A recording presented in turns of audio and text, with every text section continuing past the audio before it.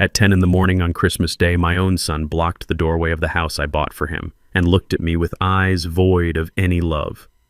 "You are not our family anymore," he said, his voice cold as the winter wind biting at my neck. "Go away, old man." Behind him, I saw his wife Tiffany covering her mouth to hide a cruel giggle while her parents raised their crystal wine glasses in a mocking toast. I stood there for a moment holding the turkey I had spent 6 hours roasting. I did not beg. I did not cry. I simply nodded, walked back to my rusted truck, and tossed the turkey into the garbage bin. Then I sat in the driver's seat and made exactly one phone call. 5 minutes later, the music inside that mansion stopped. 10 minutes later, every single guest at their table was fleeing the property as if the house itself were on fire. My name is Thaddeus Moore. I am 70 years old, and my son thought he was discarding a broken old laborer. He had no idea he was actually declaring war on the owner of the very ground he stood on. Before I tell you how I dismantled their entire lives before dessert was served, please like and subscribe if you have ever had to remind someone exactly who you are. The morning had started with a naive kind of hope. I drove my 20-year-old Ford F-150 down the winding roads of Whispering Pines, a gated community where the driveways were heated and the lawns were manicured with surgical precision. On the passenger seat beside me sat a 20-pound turkey wrapped in 3 layers of foil and heavy towels. It was Betty's recipe. My late wife had seasoned this bird every Christmas for 40 years, and since she passed, I had kept the tradition alive. The cabin of my truck smelled of sage rosemary and the deep earthy scent of roasted meat. To me, it smelled like love. To the residents of this neighborhood, it probably smelled like something that didn't belong. I pulled up to the curb of number 42 Oakview Drive. It was a sprawling colonial revival with white pillars and expansive bay windows. I knew every inch of that structure because I had inspected the foundation myself before I authorized the purchase through a shell company 3 years ago. My son Darnell believed he was renting it for $1 a month from a benevolent anonymous investor he had charmed at a networking event. He liked to tell people he was a marketing genius who knew how to work the system. He never suspected that the investor was the man in grease-stained coveralls who changed his oil. I checked my reflection in the rearview mirror. I was wearing my best Sunday suit, but it was 10 years old and slightly tight around the shoulders. My hands were rough calloused from 50 years of laying pipe and welding steel. I was a black man in a neighborhood where the police were called if a car drove too slowly. But I was Darnell's father and it was Christmas. Surely that still meant something. I walked up the long driveway, the turkey heavy in my arms. Through the large bay window I could see the golden glow of the chandelier. Darnell was standing by the fireplace holding a glass of scotch. He wore a velvet blazer that probably cost more than my truck. Tiffany was seated on the sofa laughing at something her father Brent was saying. Brent and Susan, Tiffany's parents, were there too. They looked like a picture from a magazine, polished, expensive, and utterly relaxed. I rang the doorbell. I heard the chimes echo inside, followed by the sharp click of dress shoes on marble. The door swung open. Darnell stood there filling the frame. He didn't step aside to let me in. He didn't smile. He looked at the aluminum foil bundle in my arms and then up at my face with an expression of profound irritation. "Dad," he said. His voice was a hushed hiss. "What are you doing here?"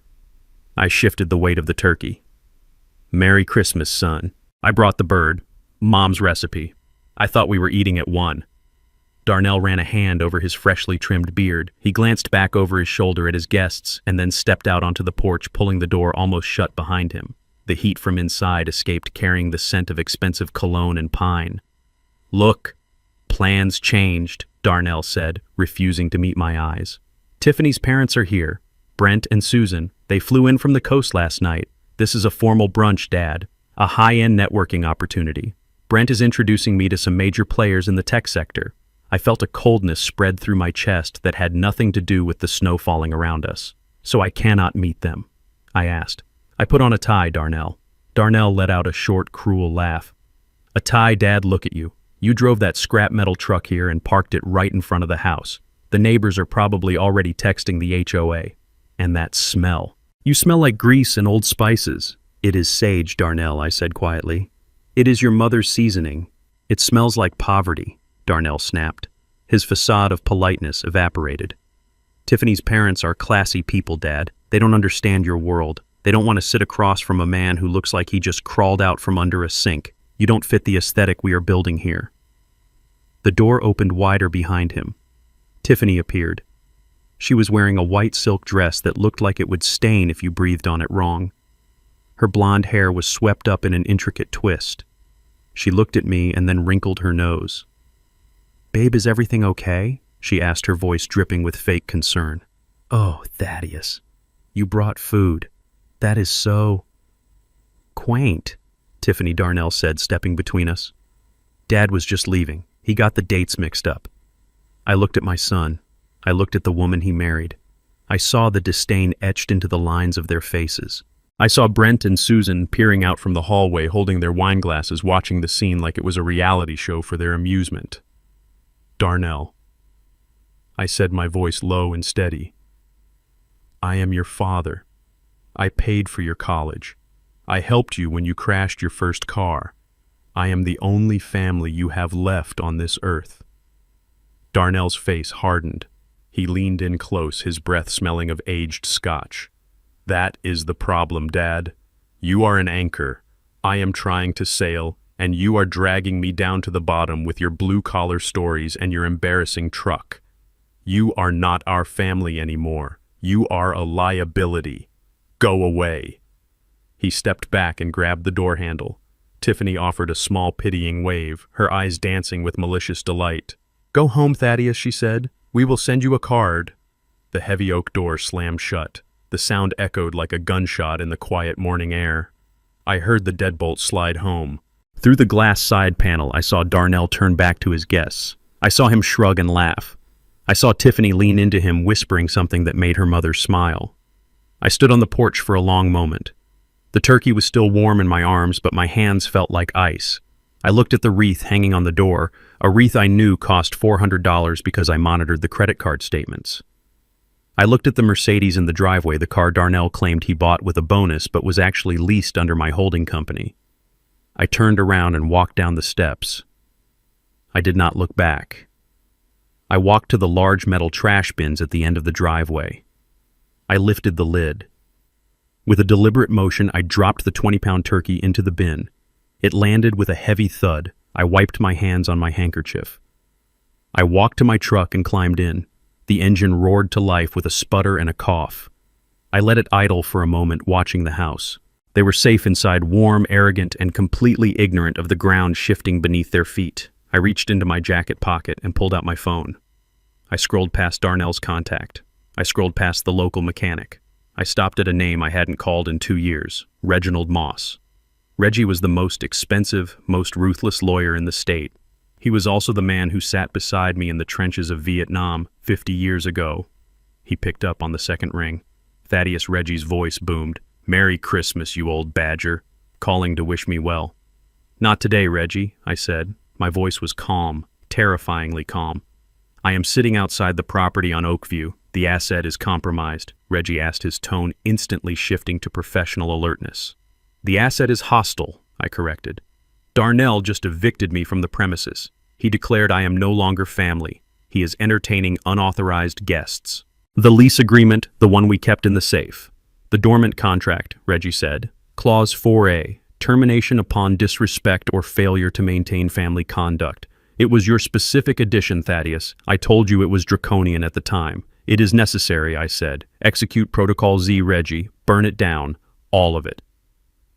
There was a brief silence on the line. Then I heard the sound of a keyboard clacking. "I can have the retrieval team there in 12 minutes, Reggie said. "I can cut the financial feed in 3. Are you sure, Thaddeus? This is the nuclear option." I looked through the window one last time. I saw Darnell raising a toast. He looked like a king in a castle made of clouds. "I am sure," I said. "Start the clock." I hung up the phone and leaned back in the seat. I didn't drive away. I wanted a front row seat. I watched the digital clock on my dashboard. 10:12 a.m. At 10:15 a.m. inside the house, the first domino would fall. I imagined Tiffany sliding my black American Express card, the supplementary one I had given Darnell for emergencies, which they used for luxuries across the catering company's mobile terminal. I waited. The winter sun reflected off the snow, blindingly bright. Suddenly, the front door opened again. A man in a catering uniform walked out looking confused and angry. He was holding a card reader up to the sky as if searching for a signal. He walked back inside. 2 minutes later, 3 large commercial tow trucks turned the corner of the street. They were not the polite 8AA trucks. These were the heavy-duty repossession vehicles, massive beasts of steel and cable with flashing yellow lights. They didn't use sirens, but the rumble of their diesel engines shook the quiet morning air.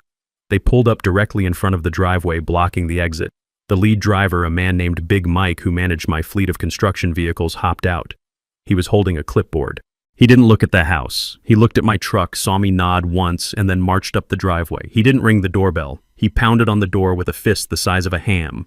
I rolled down my window to hear the music of consequences. The door opened. Darnell stood there again, but this time his Scotch glass was gone. "Can I help you?" Darnell demanded, trying to maintain his air of superiority.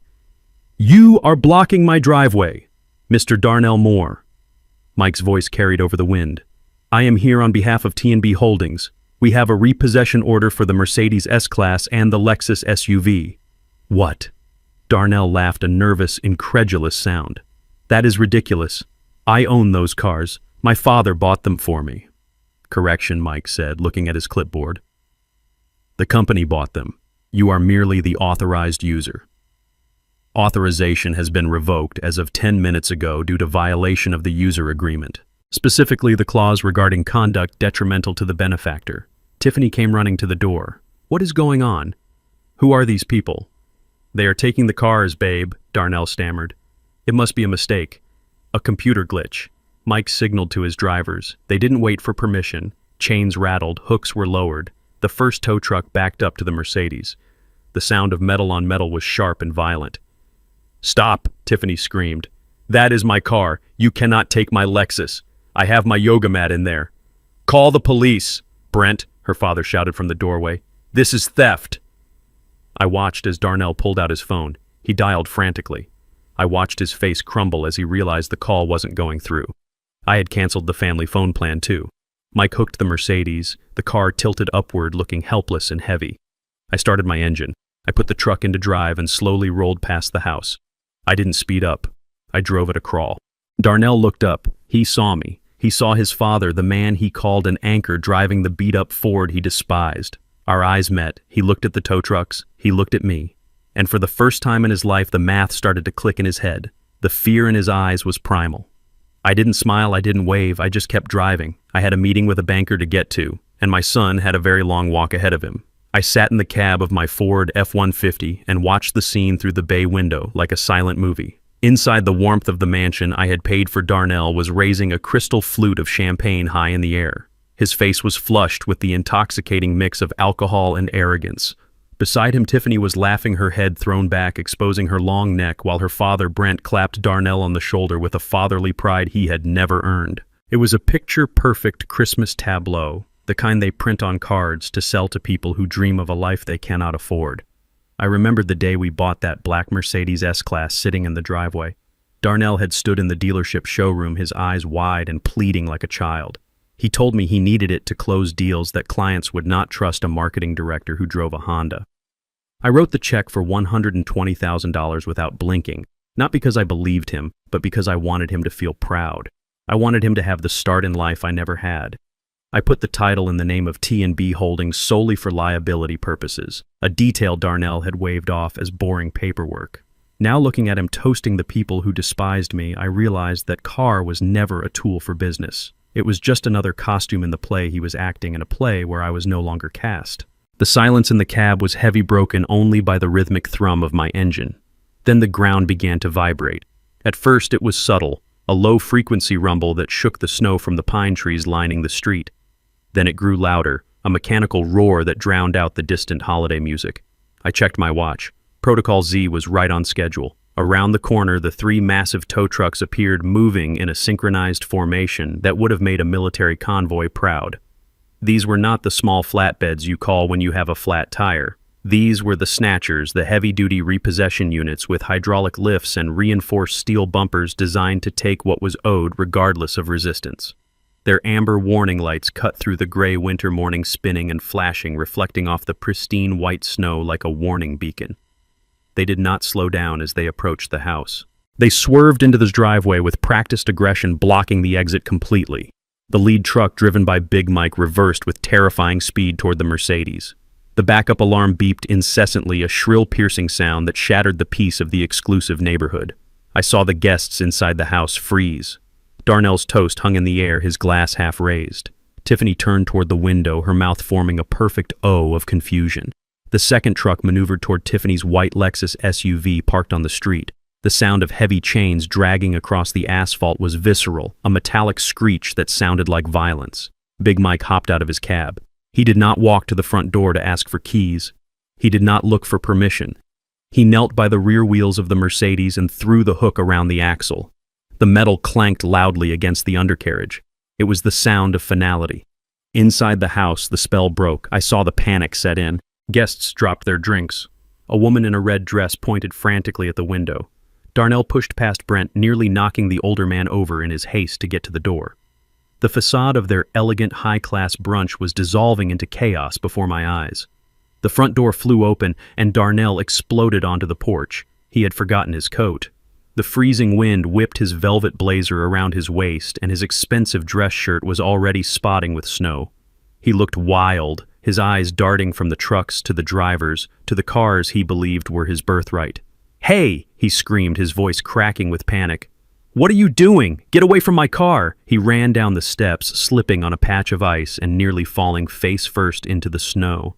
He scrambled upright and threw himself between the tow truck and the Mercedes, spreading his arms as if he could physically stop the hydraulic lift. "Stop it," I said. "Stop it. This is a mistake." Tiffany was right behind him, shrieking like a banshee. Her silk dress was dragging in the slush, but she did not seem to notice.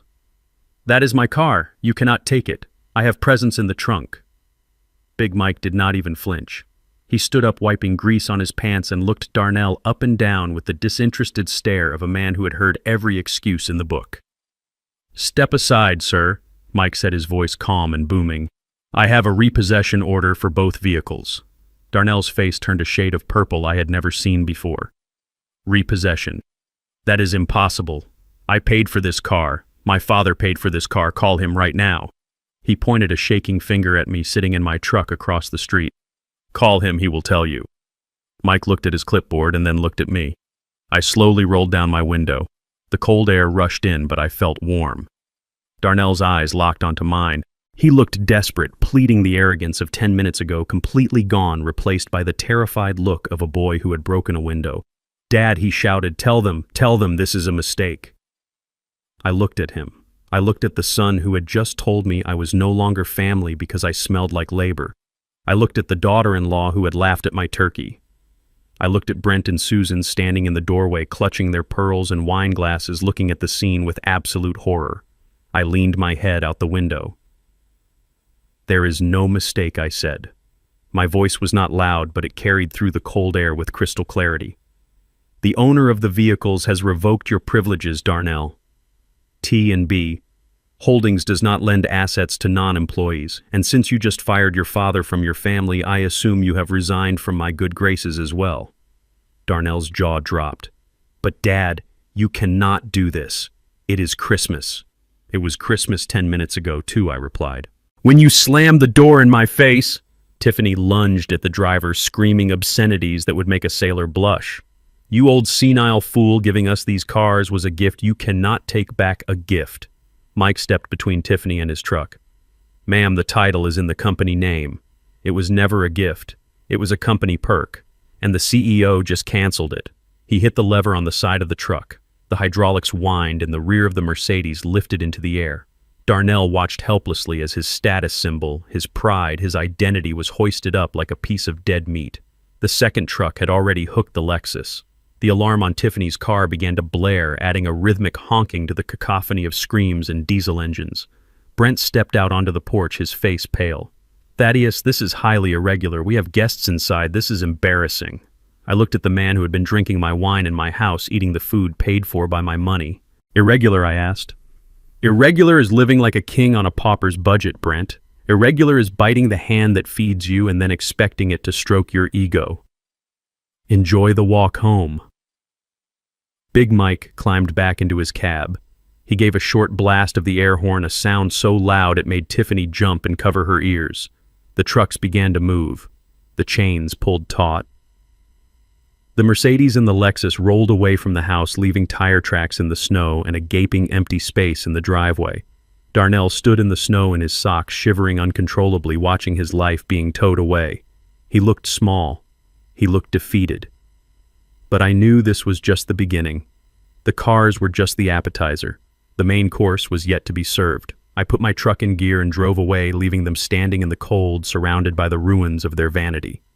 Big Mike did not get back in his truck immediately. He stood on the snowy asphalt like a judge handing down a sentence, holding a clipboard thick with legal documents against his chest. The commotion had drawn the rest of the brunch guests out of the warmth of the mansion. They huddled on the porch, wrapped in cashmere shawls and expensive wool coats, holding their champagne flutes as if they were watching a piece of performance art rather than a family tragedy. I saw the way they looked at Darnell. 10 minutes ago, they looked at him with envy and admiration. Now their gazes held the sharp, stinging bite of curiosity and judgment. Darnell was shivering violently in his thin velvet blazer, his socks soaked through with freezing slush, but he was too paralyzed by shame to move. He tried to wave Mike away, to make him disappear with a flick of his wrist like a servant who had spoken out of turn. "Just go," Darnell hissed, his voice trembling. "We will sort this out later. Just take them and go before you make a scene." But Big Mike was enjoying this. He was a man who worked with his hands, a man who knew the value of $1, and he had no patience for the counterfeit aristocracy Darnell was trying to project. Mike cleared his throat, a sound like gravel grinding in a mixer. He raised his voice so it boomed across the front lawn, echoing off the brick facades of the neighboring houses. "Correction. Mr. Moore," Mike announced, his breath pluming in the cold air. "There is nothing to sort out. The seizure order is specific. I am reading from the document provided by the asset owner T&B Holdings." He looked directly at the cluster of guests on the porch, making sure they caught every syllable. "Repossession is effective immediately due to breach of contract. The user Darnell Moore has failed to meet the basic requirements of the lease agreement, specifically the clause regarding conduct detrimental to the benefactor. Furthermore, the lease payments of $1 per month, which were a charitable concession by the owner, have been deemed a waste of corporate assets." A ripple of whispers went through the crowd on the porch. I saw a woman in a fur coat lean over to her husband and whisper something behind her hand. Darnell turned a shade of pale gray. $1 a month. The secret was out. He had told everyone he bought those cars with the bonuses from his marketing genius. He had told Brent he paid cash to avoid the interest rates. Now everyone knew he was driving charity. He was driving his father's generosity, and he had just crashed it into a wall of his own arrogance. "That is a lie," Tiffany screamed, running down the driveway, her heels slipping on the ice. She looked deranged, her perfect hair coming undone in the wind. "My husband bought these cars. He runs this city. You are just a thief trying to scam us. I am calling the police." She fumbled with her phone, her acrylic nails clicking frantically against the screen. "I am going to have you arrested. I'm going to have you thrown in jail for grand theft auto." Big Mike just smiled a cold, professional smile. "Go ahead, ma'am. Call them. I have all day." He leaned against the grill of the tow truck, crossed his arms, and waited. Darnell tried to grab Tiffany's arm to stop her. "Tiffany." "Don't," he begged, his eyes wide with panic. "Don't call the cops. We can fix this." But she shook him off. She was fueled by the righteous indignation of a woman who had never been told no in her life. She dialed 911 and screamed into the receiver, demanding immediate assistance for an armed robbery in progress. I watched from my truck. I took a sip of lukewarm coffee from my thermos. This was part of the plan, too. I knew Tiffany. I knew her entitlement was a weapon that would eventually point back at her. I waited. The guests on the porch looked uncomfortable now, shuffling their feet, checking their watches, wondering if they could slip away to their cars without being noticed. But the tow trucks blocked the driveway completely. They were trapped in the theater of Darnell's humiliation. 5 minutes later, a patrol car turned the corner, sirens wailing. 2 officers stepped out, hands resting near their holsters. Tiffany ran to them, pointing a shaking finger at Big Mike. "Arrest him!" she shrieked. "He is stealing my Lexus! He is stealing my husband's Mercedes! He threatened us!" The older officer, a sergeant with a weary face, held up a hand to silence her. "Calm down, ma'am. Who owns these vehicles?" "We do," Darnell said, stepping forward, trying to muster some of his lost dignity. "I do. They are mine." Big Mike wordlessly handed the clipboard to the sergeant. The officer flipped through the pages. He looked at the registration. He looked at the title deeds. He looked at the repossession order signed by a judge. He looked at Darnell. "Sir," the officer said, his voice flat and bored. "According to these documents, you are not the owner. T&B Holdings is the registered owner. You are listed as a permissive user.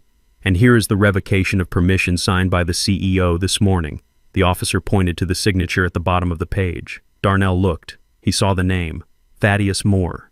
He looked up at me across the street. The realization hit him like a physical blow. He hadn't just lost the cars. He had been caught in a lie in front of the law. "I don't understand," Brent said, stepping off the porch. He walked up to the police officer, his expensive shoes crunching in the snow. "Darnell, you told me the title was in your name. You told me you moved the assets to your personal portfolio last quarter." Darnell stammered, his mouth opening and closing like a fish on dry land. I was going to... It is a tax thing, Brent. Thing. It is complicated corporate structure."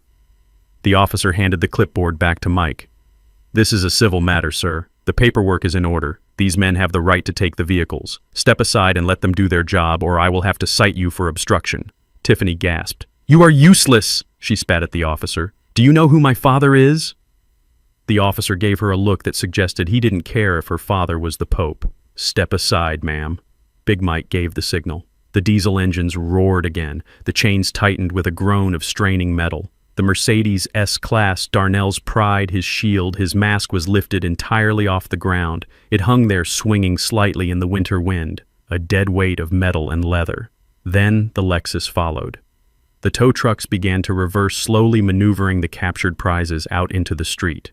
Brent looked at Darnell. The admiration that had been in his eyes 10 minutes ago was gone, replaced by a cold, hard calculation. He was a man who valued success, and he was looking at a man who had just been exposed as a fraud.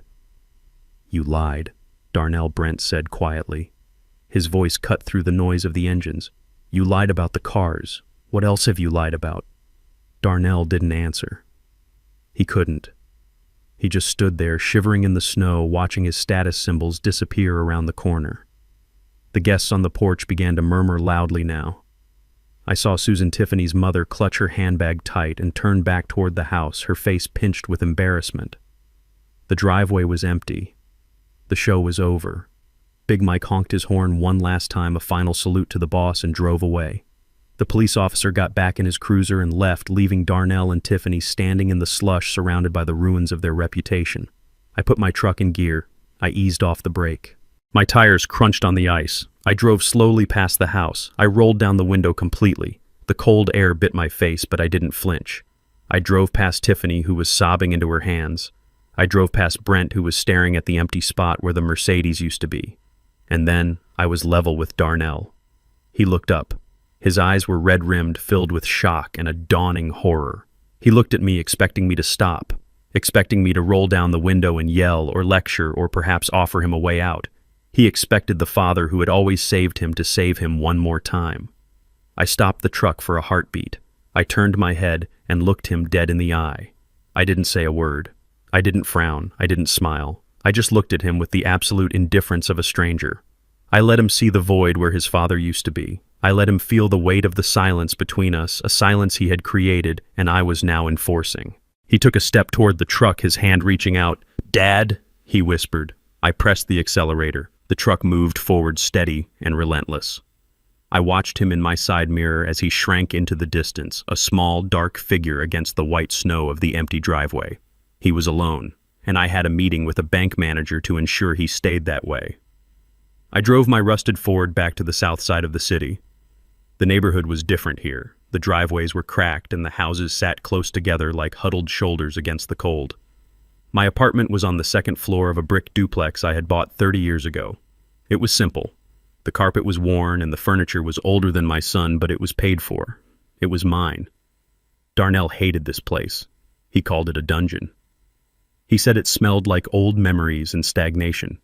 He did not understand that this apartment was the command center of an empire he didn't even know existed.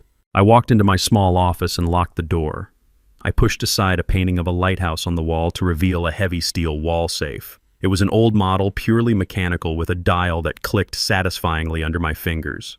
I spun the combination, left to 20, right to 10, left to 5. The heavy door swung open with a groan of well-oiled steel. Inside, there were no stacks of cash or gold bars. Instead, there was a single thick, leather-bound ledger, the Black Book. I sat at my desk and opened it. The pages were filled with my handwriting columns of numbers and dates documenting every single dollar I had funneled into Darnell's life for the past decade. The down payment on the mansion, the seed money for his failing marketing firm, the monthly allowances disguised as dividends from a trust that didn't exist. The total at the bottom of the last page was staggering, $2.5 million. Money I had earned laying pipelines under the city, dealing with city councils, and quietly buying distressed properties when no one was looking. I was not just a retired laborer. I was T&B Holdings. I owned the strip mall where Darnell bought his coffee. I owned the warehouse district where he claimed to have an office. I owned the ground he walked on, and he treated me like the dirt beneath his shoes. I closed the book. The time for accounting was over. The time for liquidation had began. I powered up my computer. It was a high-end machine with 3 monitors, a stark contrast to the rest of the room. I logged into the corporate banking portal, the screen filled with rows of accounts and balances. I navigated to the sub-account labeled Darnell Lifestyle. It was a line of credit I had established to keep up appearances for him. It had a limit of $50,000 a month, and he usually maxed it out. I looked at the active cards linked to the account. There were 2, a Platinum Visa for him and a Black Centurion for Tiffany. They flashed these cards around town like badges of honor, unaware that I paid the bill every 30 days. My cursor hovered over the Suspend All Services button. It was a small red rectangle on the screen, a simple digital switch. Yet pressing it felt heavier than lifting a steel beam. This was the lifeline. This was the blood supply to their artificial existence. If I clicked this, I was not just cutting off their money.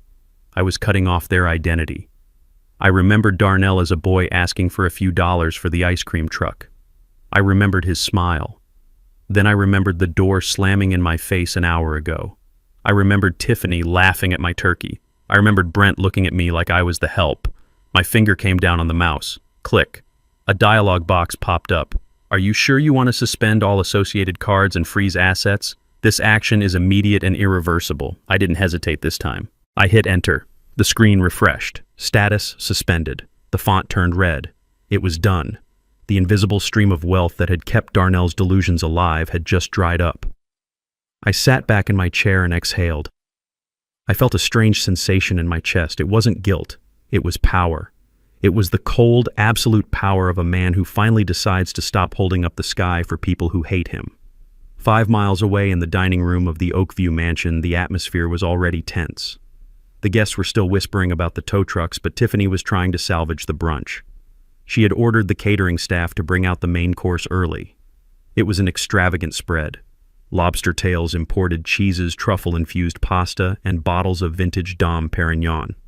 The head caterer, a man named Pierre, who I knew personally because he rented his commercial kitchen space from me, walked up to Darnell.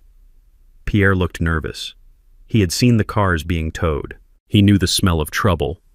"Mr. Moore," Pierre said discreetly, "before we serve the champagne, I need to settle the final bill. It is company policy for events over $10,000. Darnell adjusted his jacket, trying to regain his composure. "Of course, Pierre, no problem." He reached into his pocket and pulled out the Platinum Visa. He handed it over with a flourish loud enough for Brent and Susan to hear. "Put it on this card, and add a 20% tip for the trouble earlier." Pierre took the card and inserted it into his portable chip reader. The machine beeped once. Processing. The room went silent. Everyone watched. Darnell smiled at Brent. "Just a misunderstanding with the leasing company, Brent. We are sorting it out." The machine made a harsh, low buzzing sound. "Declined." Pierre frowned. "I am sorry, Mr. Moore. It did not go through." Darnell laughed nervously. "That is impossible. There is no limit on that card. Try it again. The chip is probably dirty." He rubbed the card on his velvet sleeve and handed it back. Pierre tried again. He held the machine up, trying to get a better signal. He inserted the card. He waited. Buzz. Declined. Message code 05, contact issuer. Darnell's smile faltered. "Here, use Tiffany's card." He snapped his fingers at his wife. Tiffany dug into her clutch and produced the heavy Black Centurion card. She slammed it on the table. "This one never fails." It is invite only. Pierre took the black card. He swiped it. The machine didn't even wait to process. It beeped instantly. Card blocked. Confiscate immediately. Pierre looked at the screen and then at Darnell. His face hardened. Mr. Moore, both cards are dead. The bank order says confiscate. What? Darnell shouted, standing up. That is insane. My father must have messed up the transfer. Do you have another form of payment? Pierre asked, his voice losing all politeness. The total is $15,400. Darnell patted his pockets. He looked at Tiffany. She shook her head, her eyes wide with panic. I don't have cash, Darnell. Who carries cash? Brent Susan. Pierre asked, turning to the in-laws. Perhaps you can cover it. Brent turned a shade of crimson. I left my wallet at the hotel. We assumed Darnell was hosting. Pierre nodded slowly. I see. He turned to his staff. Pack it up. Excuse me, Tiffany shrieked. People are hungry. You cannot just leave. We are not leaving, ma'am, Pierre said. We are taking the food. We do not serve without payment. Boys, clear the table. The catering staff moved in like locusts. They didn't do it gently. They grabbed the plates of lobster right out from under the guests' noses. They corked the open champagne bottles. They swept the truffle pasta back into metal trays. The sound of silverware clattering and plates stacking filled the room, drowning out the holiday music. It was a scene of utter humiliation. The guests watched in horror as their lunch was repossessed bite by bite. Darnell stood there helpless, watching the feast vanish. He looked at the empty table, then at the confused, angry faces of his guests. I am leaving a woman in a fur coat, announced, standing up. This is a circus. Me too, her husband agreed. Darnell, this is disgraceful. The guests began to file out. They didn't say thank you. They didn't say Merry Christmas. They just grabbed their coats and fled the scene of the disaster. Brent and Susan stood by the door, shivering. Their driver had been dismissed because Darnell had promised to drive them back in the Mercedes that was currently in an impound lot across town. Darnell Brent said, his voice trembling with rage. Call us a car. We are going back to the Four Seasons. Darnell pulled out his phone. He tapped the screen frantically. Then he looked up, his face pale. My Uber account. It is linked to the credit card. It won't let me book a ride. Susan let out a small sob. We are stranded. We are stranded in this house with no food and no car. You will have to call a taxi, Brent said, disgusted. An old-fashioned taxi. And you will have to pay cash, Darnell, because I am certainly not paying for my own rescue. I watched the GPS tracker on my computer screen. I saw the dot representing Darnell's phone pacing back and forth in the hallway. I saw the catering van leaving the property. I leaned back in my chair in the quiet of my apartment. The silence here was peaceful. The silence in that mansion must have been deafening. Protocol Z was in full effect, and I hadn't even served the eviction notice yet. The silence of the morning after Christmas was a luxury I had not afforded myself in years. I sat on the worn velvet armchair in my living room, sipping black coffee from a chipped mug that Betty had bought at a flea market 20 years ago. The sun was streaming through the blinds, illuminating dust motes dancing in the air. It was peaceful. It was quiet. It was the calm before the second storm. At 8:30 in the morning, the pounding started. It was not a polite knock. It was a rhythmic, violent hammering that shook the doorframe. I didn't flinch. I didn't rush. I took another sip of coffee, savoring the bitterness before placing the mug on the coaster. I walked to the door, my boots heavy on the hardwood floor. I knew exactly who was on the other side. I unlocked the deadbolt and pulled the door open. Darnell and Tiffany stood on my porch, shivering in the biting cold. They looked like the survivors of a shipwreck. Darnell was wearing the same velvet blazer from yesterday, but it was wrinkled and stained. His expensive dress shoes were covered in gray slush. Tiffany looked even worse. Her mascara was smeared around her eyes like war paint, and she was wrapped in a coat that looked too thin for the weather. They didn't have a car. I saw a yellow taxi pulling away from the curb. They had paid cash to come here to scream at me. Before I could even say hello, Tiffany pushed past me into the hallway. Her perfume was stale, mixed with the scent of desperation. "You crazy old man!" she shrieked, her voice cracking. "Do you have any idea what you did to us? You ruined my first Christmas as a wife. You humiliated my parents. My mother had to take a taxi, Thaddeus." A taxi that smelled like cigarettes. Darnell followed her in, kicking the door shut behind him. He didn't look at me with shame. He looked at me with a terrifying sense of entitlement. His eyes were bloodshot. "Fix it, Dad," Darnell demanded. He paced the small living room like a caged animal kicking at the edge of my rug. "Call the bank. Call the leasing company. Tell them it was a computer error. I have clients calling me. My LinkedIn premium subscription bounced this morning. Do you know how embarrassing that is?" I leaned against the wall, crossing my arms. I watched them invade my sanctuary. They weren't here to apologize. They weren't here to ask for forgiveness. They were here because the ATM had stopped dispensing cash and they wanted to kick the machine until it started working again. "I am not fixing anything," I said calmly. "The glitch was corrected, Darnell. The error was funding a lifestyle you did not earn." Tiffany spun around, her face twisted in a sneer. "Oh, spare us the moral high ground speech. We know what this is really about. You are jealous." "Jealous?" I asked, raising an eyebrow. "Yes, jealous," she spat. "You hate that Darnell loves me. You hate that he fits into my world, a world of class and sophistication that you could never understand. You are just a bitter, lonely old man who wants to control him because you have nothing else. You saw my parents yesterday. You saw how much Darnell respects them, and you couldn't handle it. You wanted to punish him for loving a family that actually has standards." I looked at her. I looked at this woman who thought class was a logo on a handbag. Darnell stepped forward, pointing a finger in my face. "She is right, Dad. This is petty. You are punishing me because I moved on, because I leveled up. But you cannot cut me off. That money isn't even yours." I stared at him. "What did you say?" "That money," Darnell shouted, his voice echoing in the small room. "The trust fund, the allowance. That is Mom's money. It is her life insurance policy. It is her savings. You are just the executor. You have no right to withhold my inheritance. You are stealing from me, Thaddeus. You are stealing my mother's legacy to feed your own ego." The air in the room grew heavy. The mention of Betty was a mistake, a fatal, tactical error. Darnell had built a fantasy in his head. He had convinced himself that his father, the man in the work boots, was incapable of generating wealth. He believed the money came from a magical pot of gold left by his mother, a woman who worked as a school librarian for 30 years. I walked over to the steel safe on the wall. I spun the dial. Darnell watched me, his eyes hungry, thinking I was getting cash. I pulled out a thin folder and tossed it onto the coffee table. It slid across the surface and stopped in front of him. "Open it," I said. Darnell frowned. He picked up the folder and flipped it open. It wasn't cash. It was a copy of Betty's death certificate and the final probate documents from 10 years ago. "Read the bottom line," I commanded. Darnell's eyes scanned the paper. He squinted. "Estate value, $2,400. He looked up confused. "That is a typo. Mom had millions. We lived in that house. We had the cars. Your mother died with $2,000 in her checking account." "Darnell," I said, my voice cold as ice. "She was a good woman, but she wasn't rich. She didn't leave you a trust fund. She left you her recipes and her love." "Then where did the money come from?"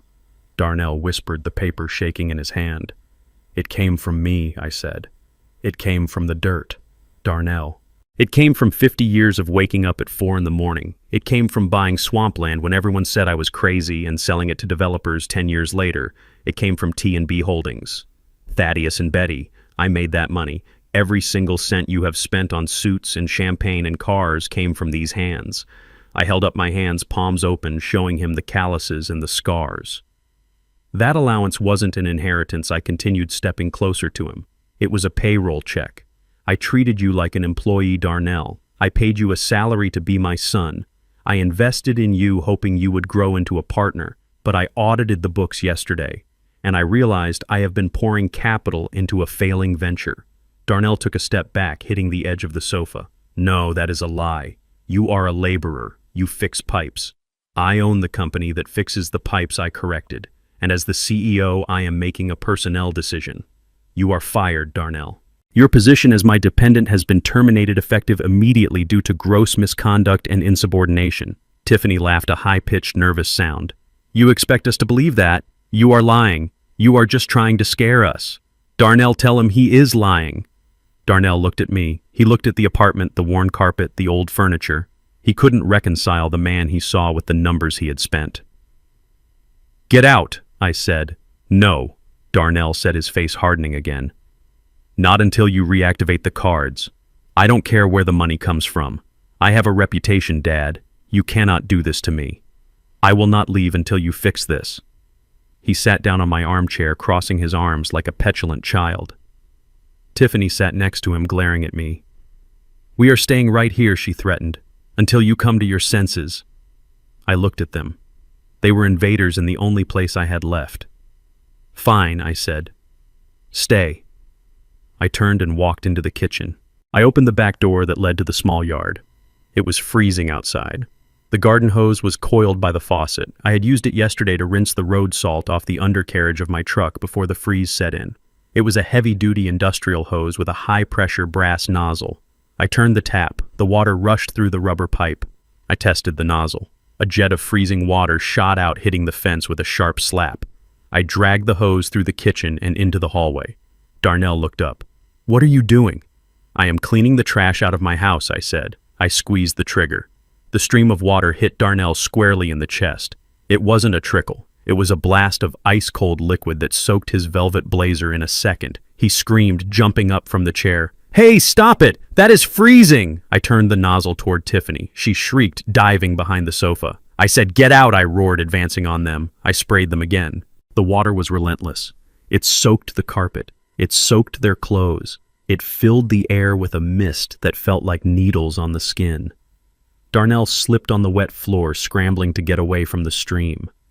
He looked like a wet rat. He grabbed Tiffany's hand and dragged her toward the door. You are crazy, he shouted, shielding his face. You are insane.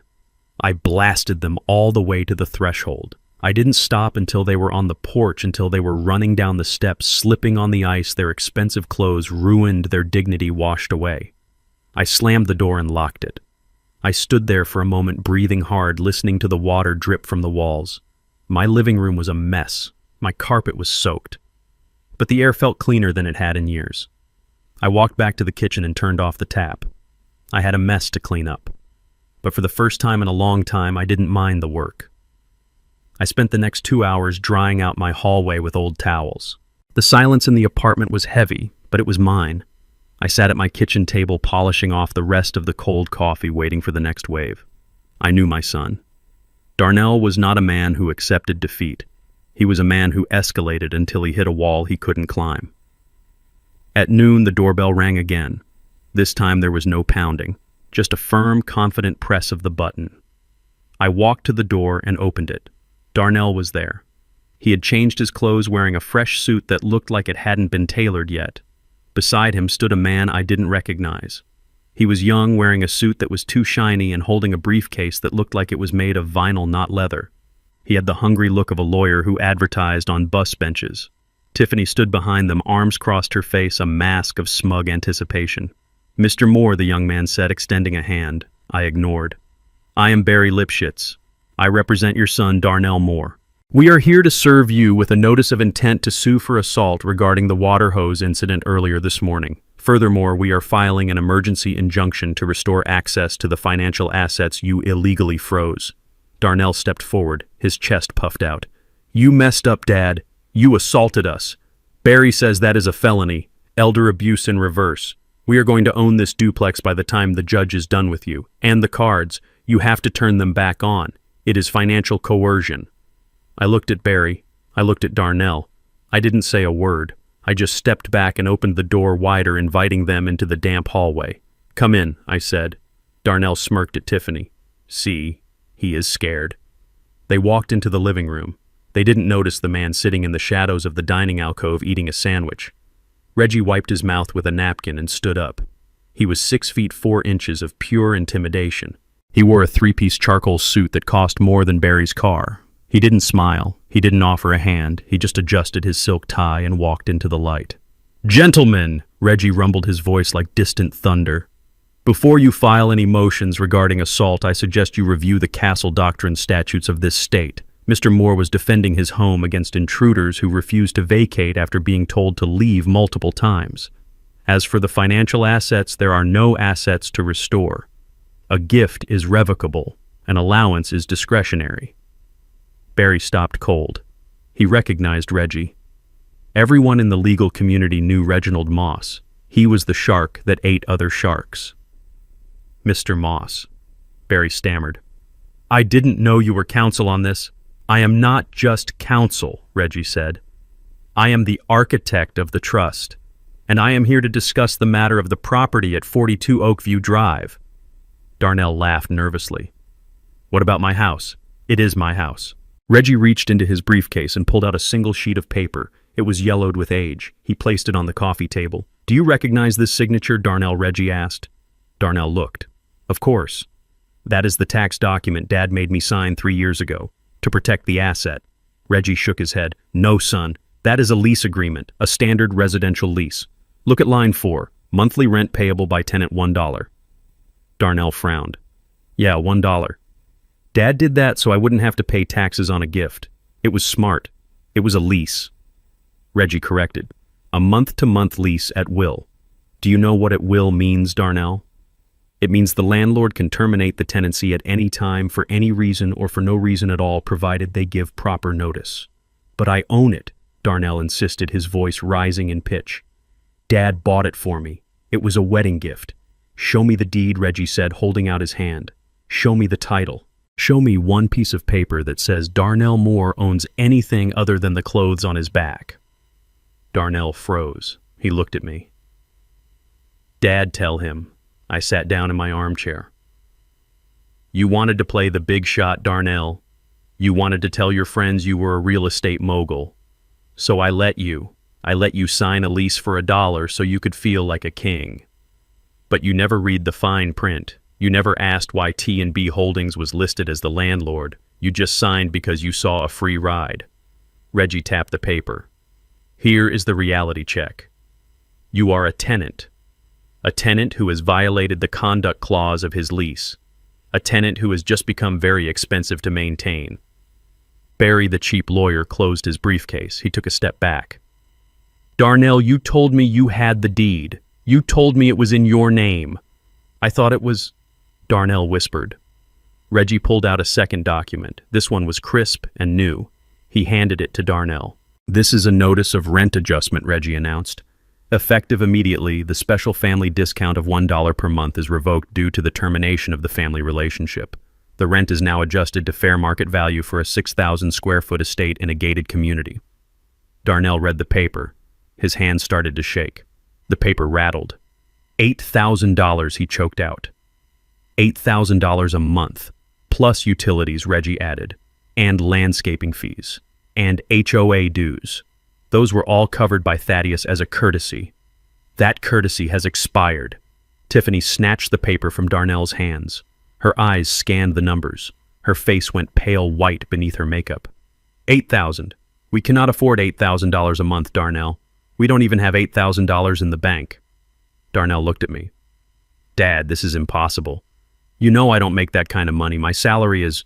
Your salary is irrelevant, Reggie cut him off. You have two options, Mr. Moore.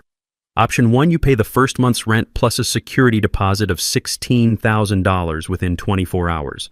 Option 2, you vacate the premises within 30 days. 30 days! Darnell screamed. Where are we supposed to go? We have furniture. We have a life. That is not my client's concern, Reggie said coldly. If you are not out in 30 days, we will file for eviction, and an eviction on your record will make it very difficult to rent even a studio apartment in this city. Tiffany turned on Darnell. Her eyes were wide with a mixture of panic and revulsion. You told me the house was paid off. You told me your father gave it to us. You lied to me. Darnell reached for her. Baby, listen, I thought... Don't touch me, she hissed, stepping away from him. She looked at the apartment, then at me, then at Darnell. You are broke. You are actually broke. You have nothing. She wasn't looking at her husband anymore. She was looking at a stranger who had tricked her into a life of poverty. The illusion of wealth that Darnell had used to catch her had just evaporated in my living room, leaving behind the smell of damp carpet and the cold, hard truth. Barry, the lawyer, cleared his throat. I think I am going to go. I don't do landlord-tenant disputes. Good luck, Darnell. He walked out, leaving the door open. Reggie packed up his papers. The clock starts now, gentlemen and lady. 30 days. or a check for $24,000 by tomorrow morning. I stood up. I walked to the door and held it open. "You heard the man," I said. "Get out of my house." And Darnell. He looked at me, his eyes hollow. "Don't slam the door on your way out. It is rude." They walked out into the cold afternoon. Tiffany walked fast, putting distance between herself and Darnell. Darnell walked slowly, his head down, his shoulders slumped. He looked like a man carrying the weight of the world. But it wasn't the world. It was just the weight of his own lies finally crushing him. I closed the door gently and locked it. One down.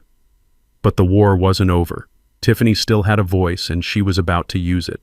I sat in the dark of my kitchen, illuminated only by the blue glow of my tablet. On the screen, my daughter-in-law Tiffany was crying. It was a masterful performance. She was sitting on the edge of a bed in what looked like a cramped hotel room. The lighting was dim, designed to cast shadows under her eyes to make her look exhausted and fragile. Darnell sat beside her, his head bowed, looking like a broken man. The live viewer count in the corner of the screen was climbing rapidly. 5,000, 8,000, 10,000 strangers tuning in to watch the assassination of my character. "Guys, I did not want to do this," Tiffany whispered, her voice trembling just enough to sell the lie. "We wanted to handle this privately, but we have nowhere else to go. We are currently homeless. My husband's father—" She paused to wipe away a dry tear. "He kicked us out. On Christmas. Because we refused to let him control us anymore." She looked directly into the camera lens, her blue eyes wide and pleading. "It started months ago. He would come over unannounced. He would make comments about my clothes, about how I spent money. He made me feel unsafe in my own home. And when Darnell finally stood up to him, when Darnell finally said no to the toxicity, Thaddeus snapped. He cut off our bank accounts. He stole our cars. He left us on the street with nothing just to teach us a lesson. It is financial abuse, guys. Pure and simple." Darnell nodded slowly. He did not look at the camera. He looked at the floor. "Yeah," he mumbled. "My dad, he is not the man I thought he was. He has a lot of anger, a lot of resentment toward Tiffany and her family because they come from a different background. He hates that we are happy." The comments section was scrolling so fast it was a blur of white text. "Monster. Call the cops. Set up a GoFundMe. I hope that old man rots. Someone posted my address. Someone else posted a Google Maps image of my duplex." The internet mob had been summoned, and they were hungry for blood. I watched Tiffany sob into Darnell's shoulder. I watched my son pat her back, his face a mask of tragic nobility. They were painting a picture of a young interracial couple being persecuted by a bitter, hateful old patriarch. It was a narrative designed to trigger every protective instinct in the audience. It was a lie so audacious, so completely detached from reality that I almost admired the strategy. They knew they could not beat me in court. They knew they could not beat me with money. So they were trying to destroy me in the court of public opinion where evidence did not matter and feelings were facts. I turned off the tablet. The silence returned, but the room felt colder. They had weaponized their failure. They had turned their eviction into a crusade. I walked to the window and looked out at the street. It was empty, but I knew it would not stay that way for long. Darnell had just painted a target on my back and handed the gun to the internet. The first stone came through the front window at 2 a.m. It sounded like an explosion. The glass shattered inward, spraying shards across the living room carpet I had just dried. I was sitting in my armchair, dozing lightly with a baseball bat across my knees. I didn't jump. I simply opened my eyes and gripped the wood. A brick landed with a heavy thud near the television. Wrapped around it with a rubber band was a piece of notebook paper. I walked to the window, stepping over the glass. I stayed in the shadows, pressing my back against the wall. I peeked through the blinds. A sedan was speeding away, its taillights disappearing around the corner. I picked up the brick and unfolded the note. "Leave her alone, you sick freak," the scrawled handwriting read. I looked at the jagged hole in my window. The winter wind whistled through it, chilling the room. This was the reality Darnell had unleashed. He knew exactly what he was doing. He knew the history of this country. He knew what happened when a young white woman pointed a finger at a black man and cried wolf. He was banking on it. He was counting on the mob to do what he was too weak to do himself. To break me. To scare me into submission. To make me open the checkbook just to make the terror stop. For the next 3 days I lived under siege. Cars slowed down as they passed my house. People shouted insults from the sidewalk. Someone spray-painted the word predator in red letters across the door of my garage. I went to the grocery store, and the cashier, a girl I had known since she was in diapers, wouldn't look me in the eye. She practically threw my receipt at me, her hands shaking. The rumors were spreading like a virus. I wasn't just the mean landlord anymore. I was a creep, a danger, a menace to society. Reggie called me on the second day. "Thaddeus, you need to make a statement," he urged. "We need to issue a cease and desist. We need to sue for defamation. Silence looks like guilt to these people." "No, Reggie," I said as I swept glass from my porch. "Silence is not guilt. Silence is patience. If I argue, I give them oxygen. If I sue, I look defensive. I need to let them think they are winning. I need them to feel safe enough to make a mistake." "But you are in danger," Thaddeus, Reggie argued. "They are doxing you. They are coming to your home. Let them come," I said.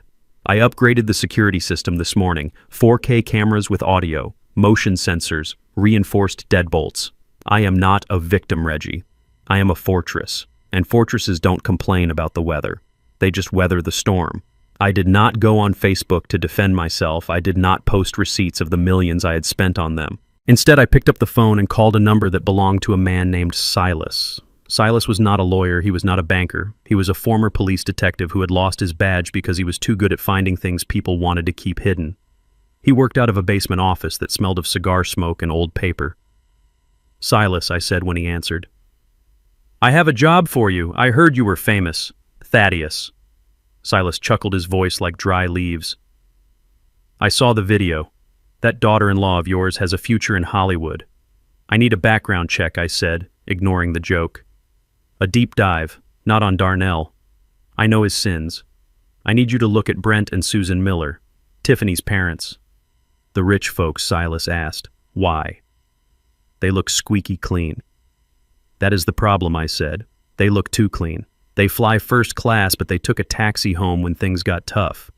They wear Rolexes, but they didn't offer to pay the catering bill when their daughter was humiliated. Rich people have ego, Silas. If they really had money, Brent would have thrown a credit card down just to show me up. He didn't. He folded." "You think they are faking it?" Silas asked, interested now. "I think my son married into a house of cards," I said. "Darnell thinks they are his ticket to the elite. He thinks they are bailing him out right now. But I have a feeling they are drowning just as fast as he is. I want to know everything. Bankruptcies, liens, lawsuits.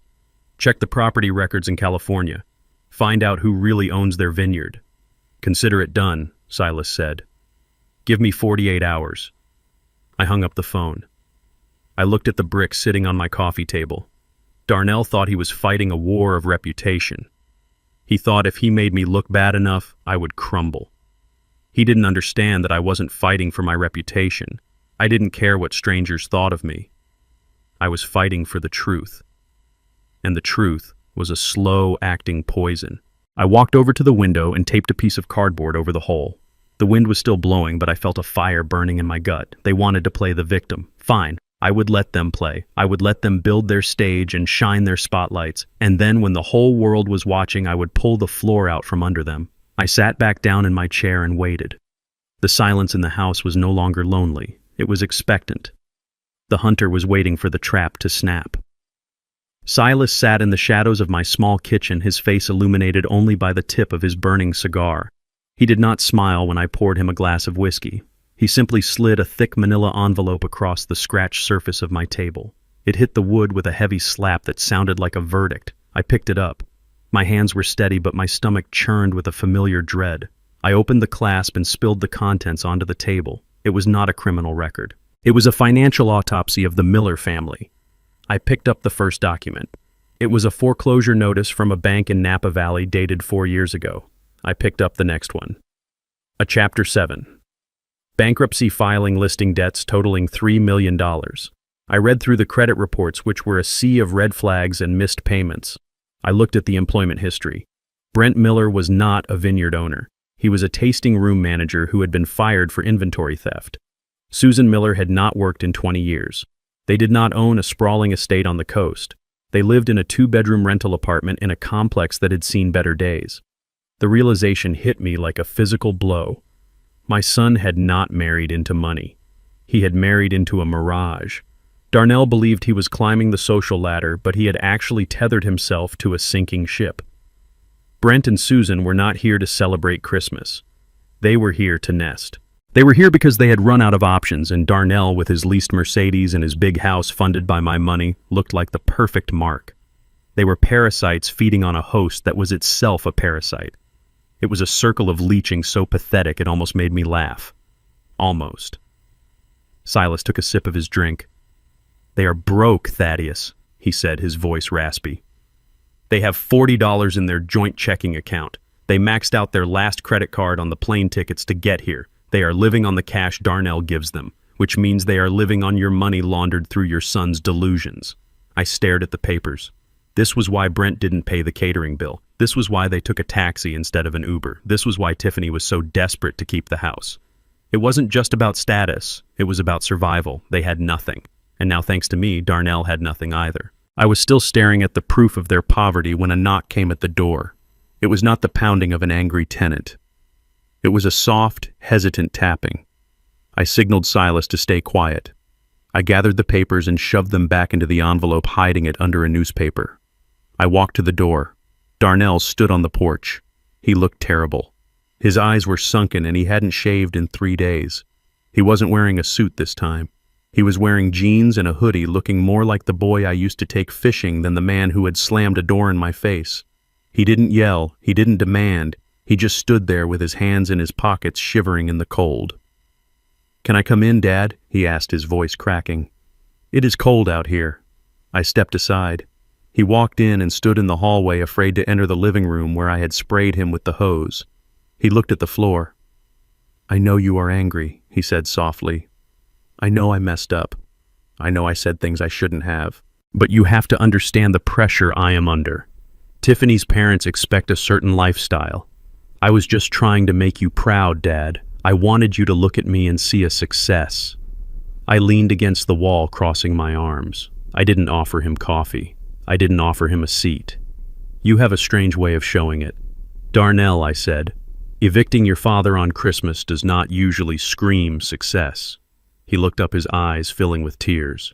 "I know. I am sorry. I am so sorry. But I am here because things have changed.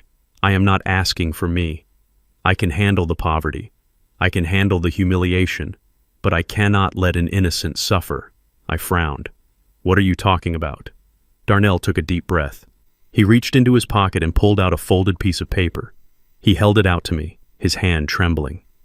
"Tiffany is pregnant," he whispered. "You are going to be a grandfather." The world stopped. The anger, the betrayal, the cold calculation of my revenge plan, it all froze in that single second. A grandchild, a baby carrying the Moore name, a piece of Betty continuing on in this world. I felt a crack in the stone wall I had built around my heart. I looked at Darnell, and for the first time in days I saw my son. I saw the fear of a father who cannot provide. I saw the desperation of a man trying to protect his family. I took the paper. It was a printout of an ultrasound, a grainy black and white image showing a tiny gray bean in a sea of static. "She is 8 weeks along," Darnell said, tears spilling onto his cheeks. "We just found out. That is why she has been so emotional. That is why she was so crazy about the house. She is nesting, Dad. She is scared. We are going to have a baby, and we are homeless. We have no car. We have no money for doctors." I stared at the image. I touched the glossy paper with my thumb. A grandchild.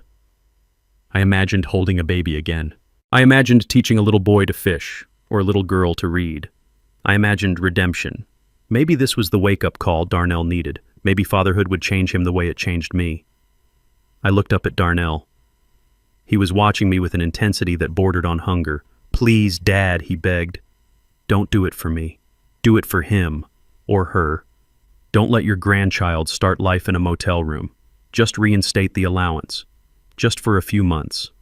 Until I can get back on my feet." I felt my resolve crumbling. I was an old man. I was lonely. I wanted a legacy more than I wanted justice. I walked over to the desk and picked up my checkbook. I felt the weight of the pen in my hand. Just one check, I told myself. Just enough to get them a safe place. Just enough to make sure the baby is healthy. I opened the checkbook. I was about to write the date when a thought struck me. A small, nagging voice in the back of my head. The voice of Thaddeus Moore, the businessman, not the father. Trust, but verify. I stopped. I looked at the ultrasound again. There was something about the header. It looked clean. Too clean. Darnell, I said, slowly lowering the pen. Which doctor is she seeing? Darnell blinked. Dr. Evans. At the downtown clinic. He is the best. I knew Dr. Evans. He was a good man. He had treated Betty during her cancer scare years ago. I pulled out my phone. Okay, I said. I will call him. I will pay for her prenatal care directly. I will set up an account with the clinic right now. Darnell's face changed. It was subtle, a flicker of panic behind the tears. You don't have to do that, Dad. Just write the check. It is easier. I don't want to bother the doctor. He is very busy. I dialed the number. I put it on speaker. Darnell took a step forward, reaching for the phone. Dad, stop. You are embarrassing me. The receptionist answered. City Medical Clinic. How can I help you? Hi, this is Thaddeus Moore, I said.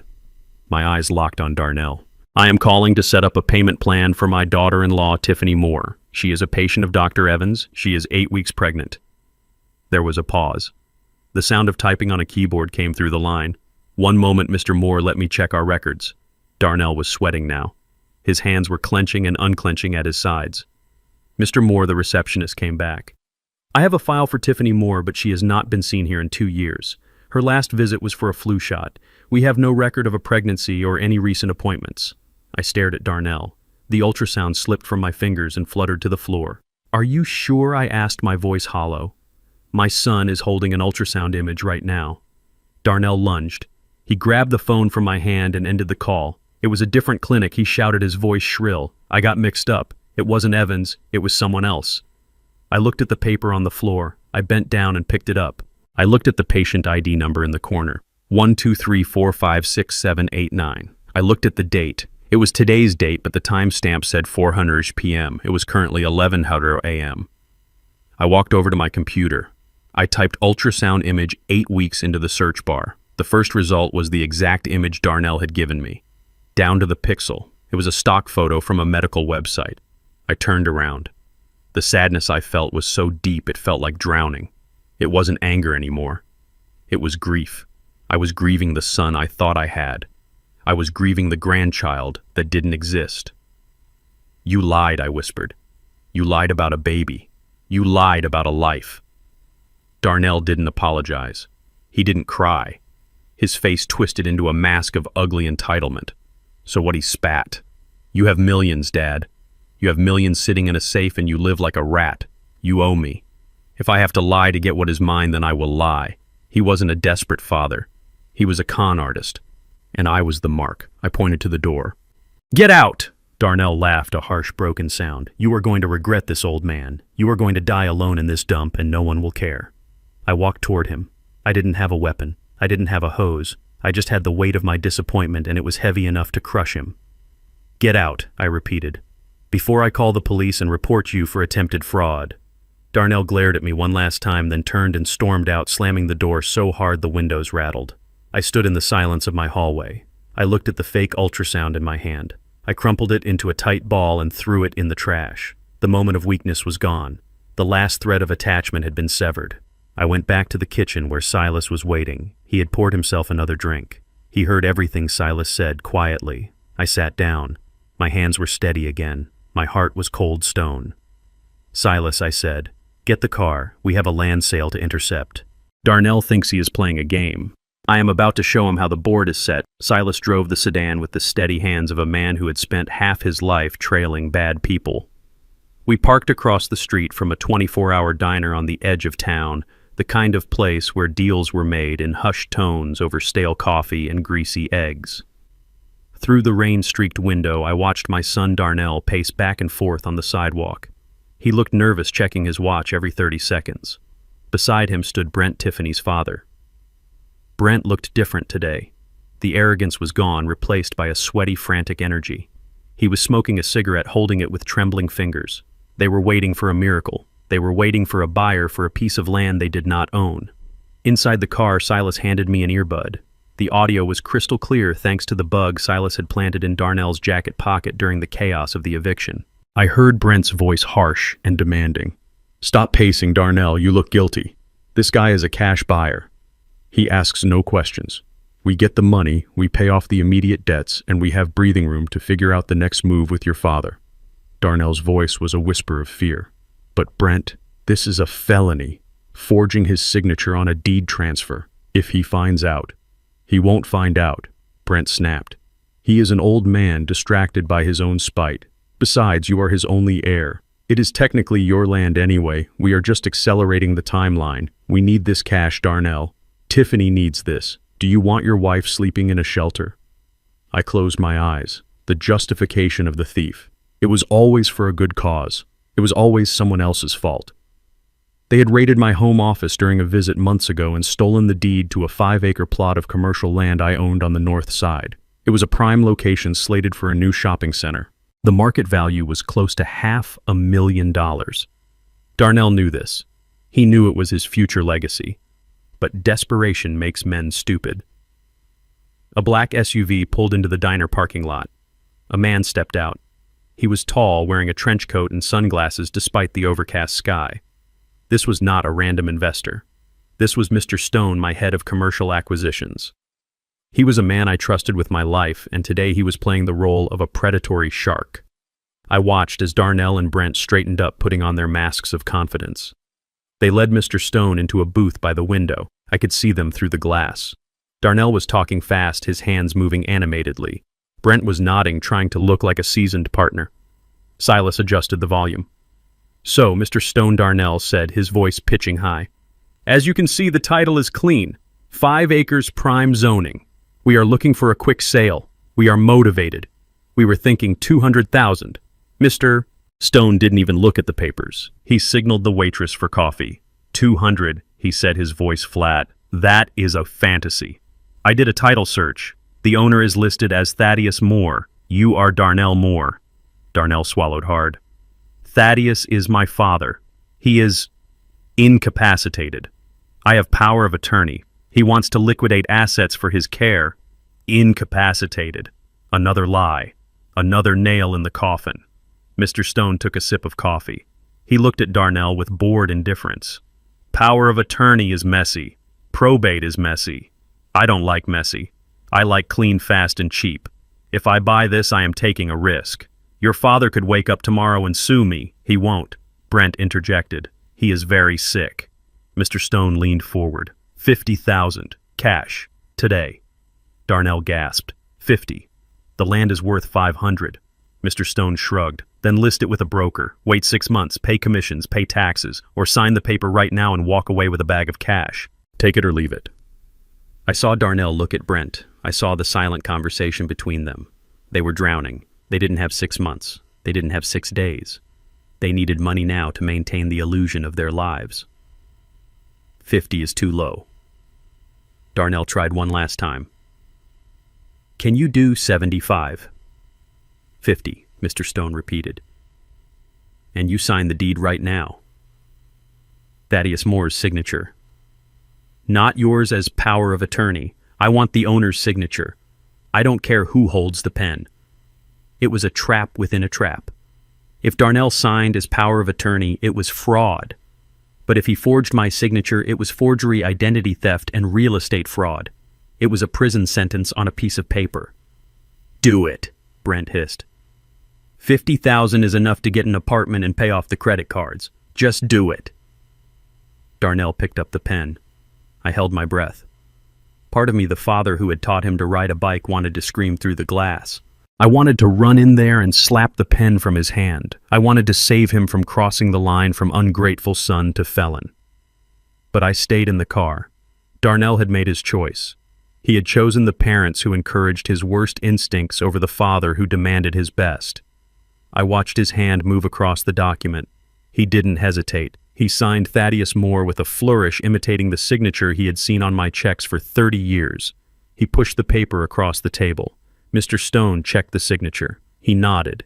He reached under the table and pulled out a thick brown envelope. He placed it on the table. "Count it if you want," Stone said. Darnell grabbed the envelope. He opened it just enough to see the stacks of $100 bills. His eyes lit up with a greed that was painful to witness. He didn't count it. He just shoved it into his jacket. "Pleasure doing business," Mr. Stone said, standing up. Darnell and Brent practically ran out of the diner. They were high on the adrenaline of the crime. They high-fived in the parking lot. They were laughing. They thought they had just pulled off the heist of the century. They thought they had outsmarted the senile old man. "I got it," Darnell shouted, getting into the passenger seat of Brent's rental car.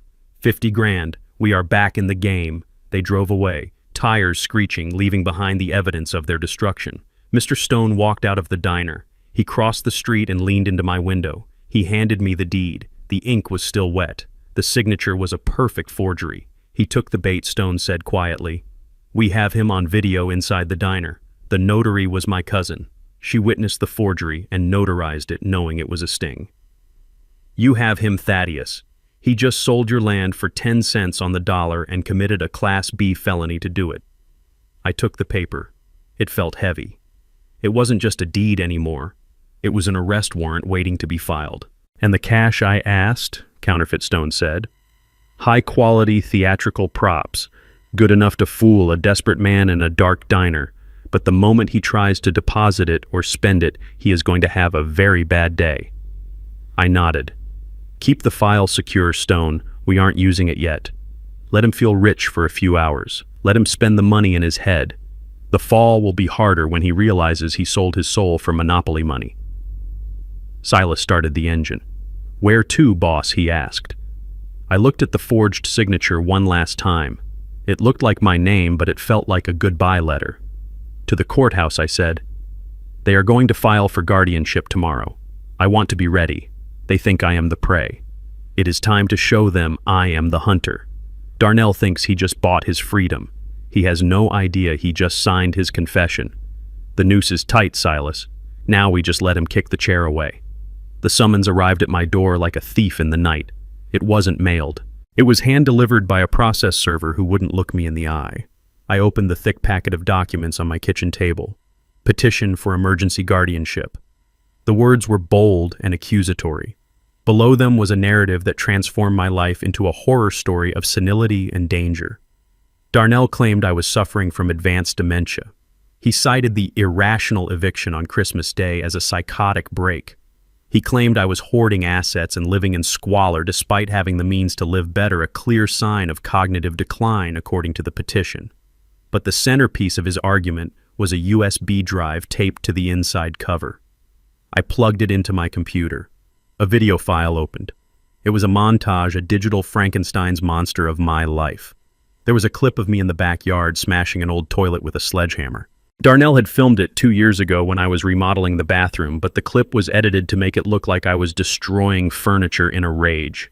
There was audio of me shouting at the television during a football game, but the video showed me yelling at an empty room. It was a masterpiece of manipulation designed to make a 70-year-old man look like a violent, confused menace. I watched it twice.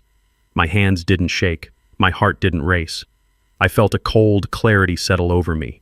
This was their nuclear option. They couldn't get the money by asking. They couldn't get it by stealing. So now they were going to get it by erasing me, by turning Thaddeus Moore the man into Thaddeus Moore the ward of the state. 2 hours later, a knock came at the door. It wasn't the timid knock of a friend. It was the authoritative pounding of the law. I opened it to find 2 uniformed officers and a woman in a paramedic's uniform holding a clipboard. "Mr. Thaddeus Moore," the lead officer asked. He kept his hand near his belt, not on his gun, but close enough to be a warning. "I am Thaddeus," I said, stepping back to let them see I was unarmed and calm.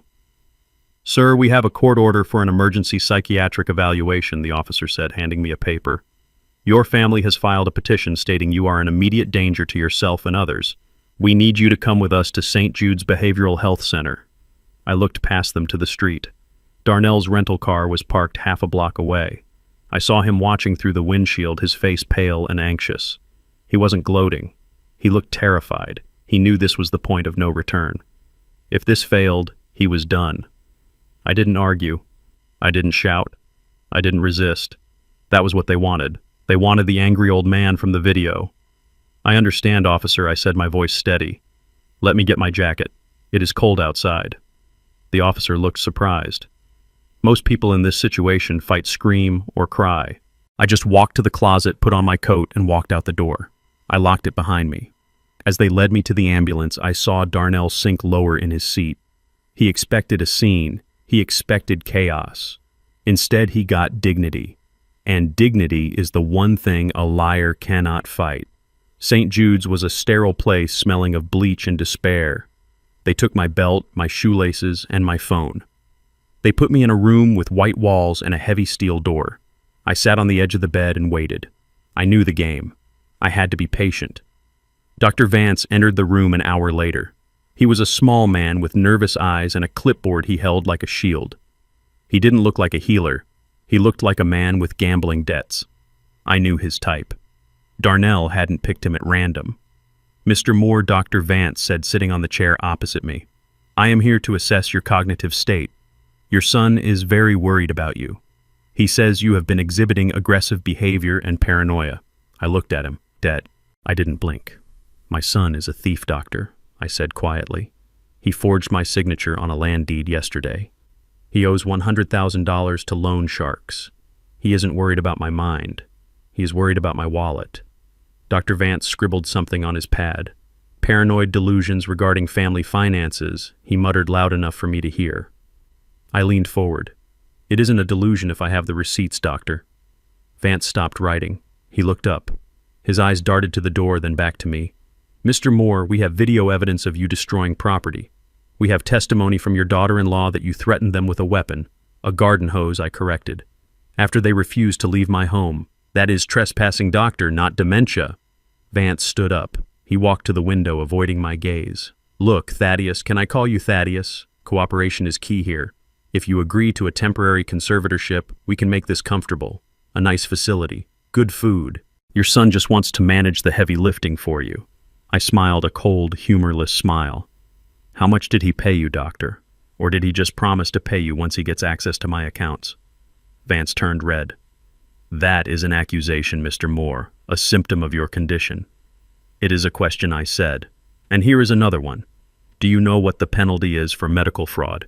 For falsifying a diagnosis to facilitate elder abuse, because my lawyer Reginald Moss is currently filing a subpoena for your bank records." Vance dropped his pen. It clattered on the linoleum floor. "Reginald Moss," he whispered. "The shark," I said. "He is on his way. And he is bringing the FBI. You have about 10 minutes to decide if you want to be a witness or a defendant." Vance looked at me. He saw the calm in my eyes. He saw the intelligence. He realized he had been sold a lie by a desperate man. He picked up his pen. His hands were shaking. I need to check your vitals," Vance stammered, backing toward the door. "I will be right back." He ran out of the room. I sat back on the bed and closed my eyes. I wasn't trapped. I was exactly where I needed to be. The trap had snapped shut, but Darnell didn't realize his leg was the one caught in the teeth. I waited for the sound of Reggie's voice in the hallway. It wouldn't be long now. The first night in the psychiatric hold was a test of endurance designed to break the strongest of men. The room was freezing and the lights hummed with a low-frequency buzz that drilled into my skull. They had taken my watch, so I measured time by the rhythmic rounds of the staff. At 9 o'clock sharp, the heavy steel door unlatched. A nurse walked in. Her name tag read Brenda. She was a large woman with forearms like tree trunks and eyes devoid of any warmth. She held a small paper cup in one hand and a bottle of water in the other. "Mr. Moore," she said, her voice flat and bored. "Time for your medication.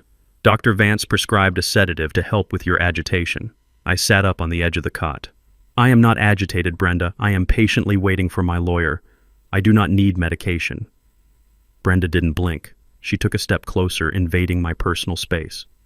"It is not a request. You take the pills or we inject you. Those are the house rules for involuntary holds. If you fight us, we strap you down. Do you want to be strapped down, Mr. Moore?" I looked at the cup. 2 blue pills.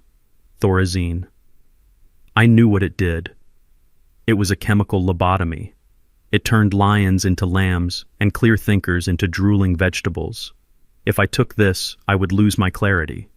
If I lost my clarity, I would lose the war. But if I fought her, she would call the orderlies and they would force a needle into my vein. I had to be smarter. I had to be the fox, not the bear. Fine, I said, forcing my shoulders to slump in defeat. I will take them. I just want to sleep. She handed me the cup and the water. She watched me like a hawk. I tossed the pills into my mouth. I took a large gulp of water. I swallowed loud enough for her to hear the gulp. I opened my mouth. I lifted my tongue. Good, Brenda said. She turned to mark her clipboard.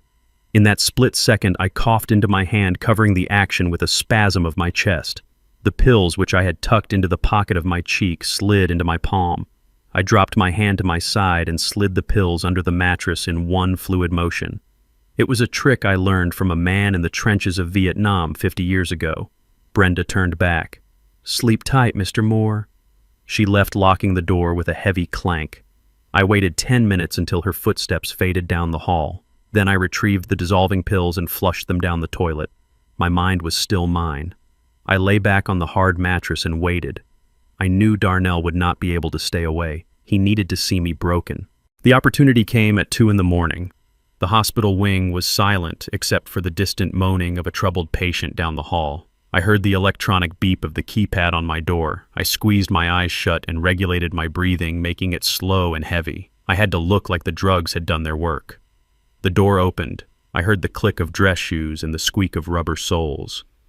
He is out cold, Dr. Vance whispered. We gave him a double dose. He won't wake up for 12 hours. Good. It was Darnell's voice. It sounded shaky but eager. Can we keep him like this? Vance sighed. We can keep him sedated for the 72-hour observation period. But after that, we need a judge to sign off on a long-term commitment. That requires a hearing. I don't want a hearing, Darnell hissed. My father is slippery. If he gets in front of a judge sober, he will talk his way out of it. I need him incompetent, Vance. I need him drooling. I need you to write that he has advanced dementia with violent tendencies. That is a big risk, Darnell Vance said, his voice dropping lower. That is fraud. If the medical board finds out, I lose my license. I go to jail.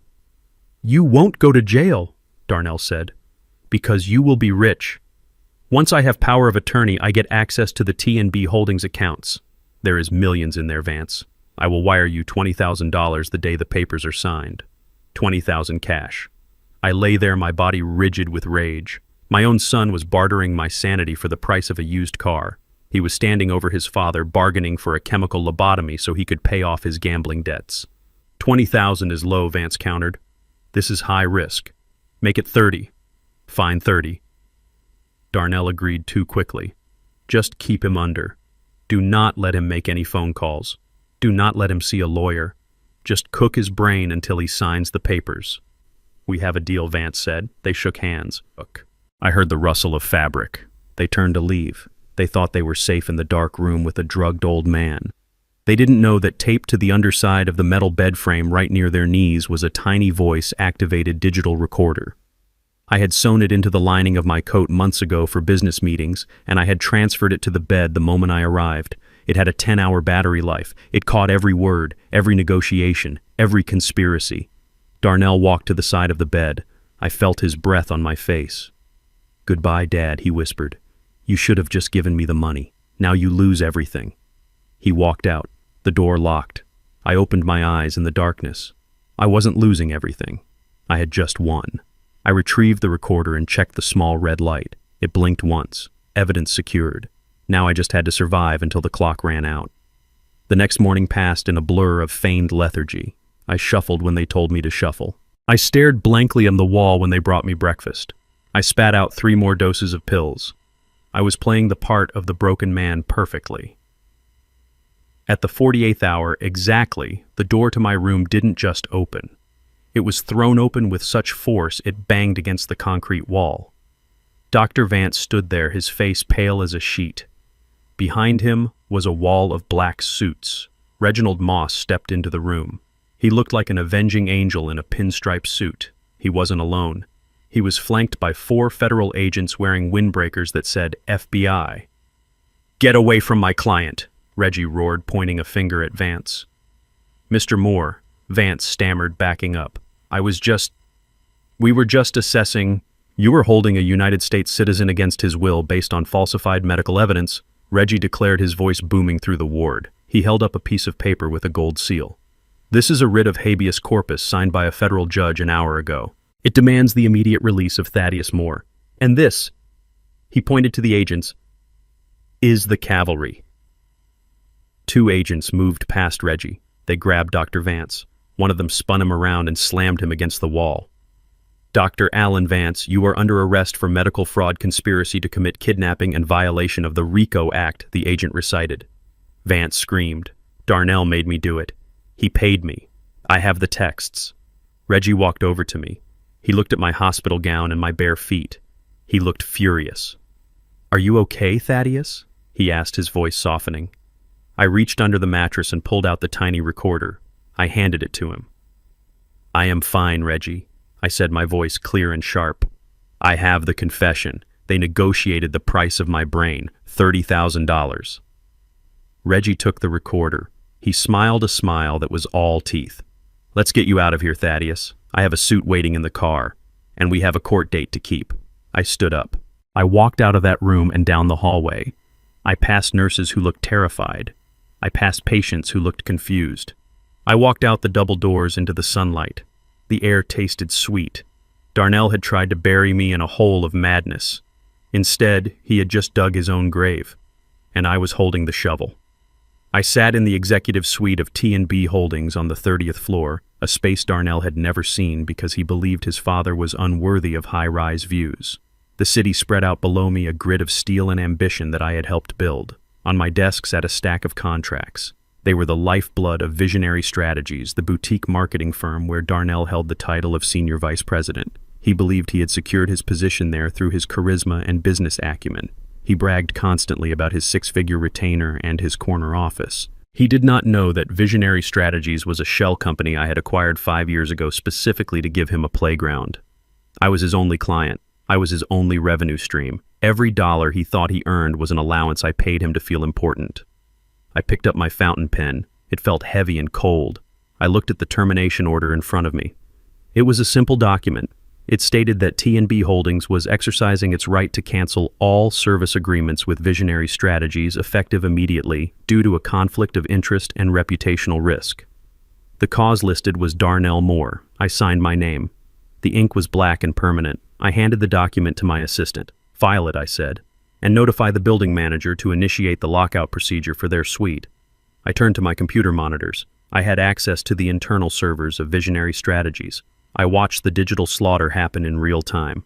At 9 o'clock, the cancellation email hit the inbox of the agency's CEO, a man named Mr. Sterling, who I paid to babysit my son. At 9:05, the company bank accounts, which were linked to my corporate treasury, froze. The flow of money stopped instantly. It was like cutting the oxygen line to a diver. Darnell was sitting in his office, probably shopping online for watches he could no longer afford, unaware that the air in the room was already running out. I felt a grim satisfaction. He had told me I was no longer family. I was simply granting his wish by removing the family subsidy he had lived on for a decade. Across town, the collapse was swift and brutal. I had a live feed from the security cameras in the Visionary Strategies lobby. I saw Mr. Sterling storm out of his office, his face pale. He marched straight to Darnell's glass-walled sanctuary. I could not hear the words, but the body language was violent.